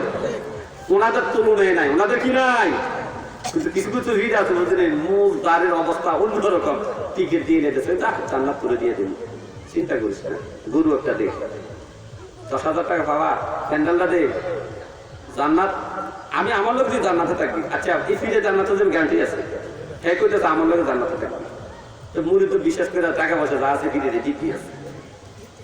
ভাই এগুলো বিশ্বাস করেন না। জান্নাতে যাওয়ার মালিক এক রাহমাতাল লিল, জান্নাতের মালিক কে? আমার নবী, দিবেও তো নবী, সাফাই তো করবো নবী, সবকিছু নবীর কাছে। নবীকে সেটা আপনি কোন বাবার কাছে যান, কোন বাবা আপনার জান্নাত দিব? তবে অলি আল্লাহর কাছে মুরিদ পাবেন, তার কথা মতো ওজিফা পড়বেন, জিকির করবেন, মাহফিল করবেন, মিলাদ করবেন, আমল আখলাক করবেন, তার মতো তসবিহ, তার মতো নামাজ, তার মতো তাহাজ্জুদ গুজার, তার মতো আওয়াবিন গুজার, তার মতো চাষতুর গুজার, এভাবে হবেন। তারপরে আমার নবী আপনাকে সুপারিশ করে কি করবে? জান্নাতে পাঠাই দিবে। আল্লাহ তাআলা যেন আমাদেরকে এই আমল যতগুলো আলোচনা করছি এগুলো আমাকে এবং আপনাদেরকে আমল করার তৌফিক দেন, বলেন আমিন। আমি আসলে অসুস্থ, আমার গলাটা দেখেন তো, গলাটা বড় করে বলতে গেলে আসে না, আমি নর্মাল ভাষায় কথা বলতে হয়। তা আল্লাহ যেন আমার এই অসুস্থতা দূর করে দেয়। আমি একটু এমনি দুর্বল মানুষ, আল্লাহ যেন আমাকে সুস্থ করে, বলেন আমিন। আমার আব্বা মা হেলে আওলাদের কবর জান্নাতে বাগান বানায়, বলেন আমিন। এই গ্রামে যতগুলো মুর্দাবাসী আছে কবরের মধ্যে সবাই কবরটা জান্নাতের বাগান বানায়, বলেন আমিন। আমার নাম মোহাম্মদ মাইনুর হোসাইন পাহাড়পুরি। আমি পাহাড়পুরি নামে বাংলাদেশে পরিচিত হয়েছি। বিভিন্ন জায়গায় যেখানে লেখে পাহাড়পুরি নামটা, আমার এই গ্রামের নামটা, আমার জন্মস্থান তো জানেন বেলবাড়ি, মূলত বেলবাড়িও পাহাড় না, পুরাটা পাহাড়পুর না।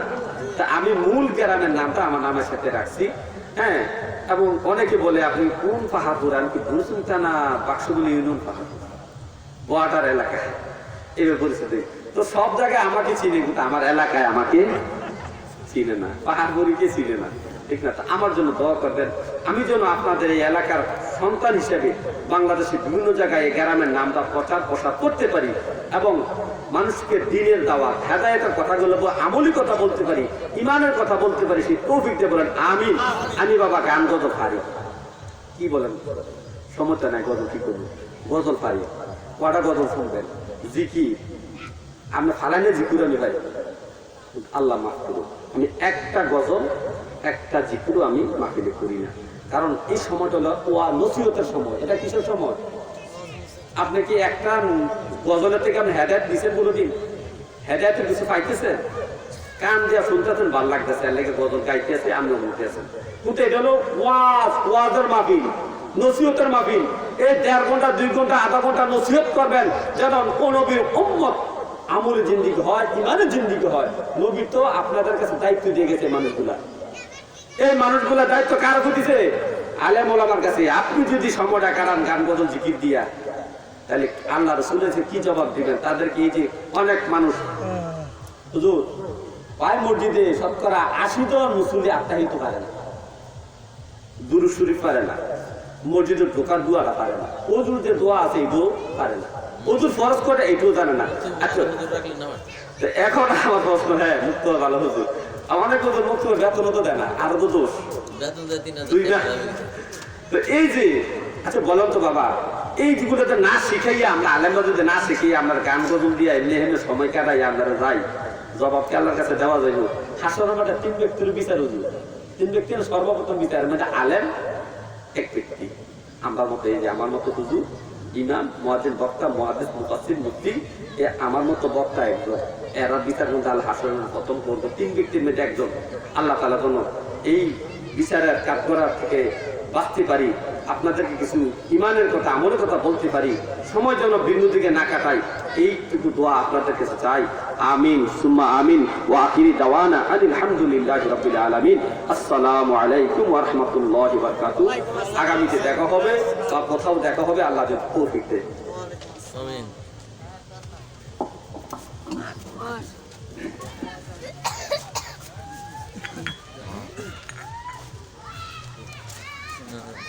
ওই তোমার এটাই চালো না,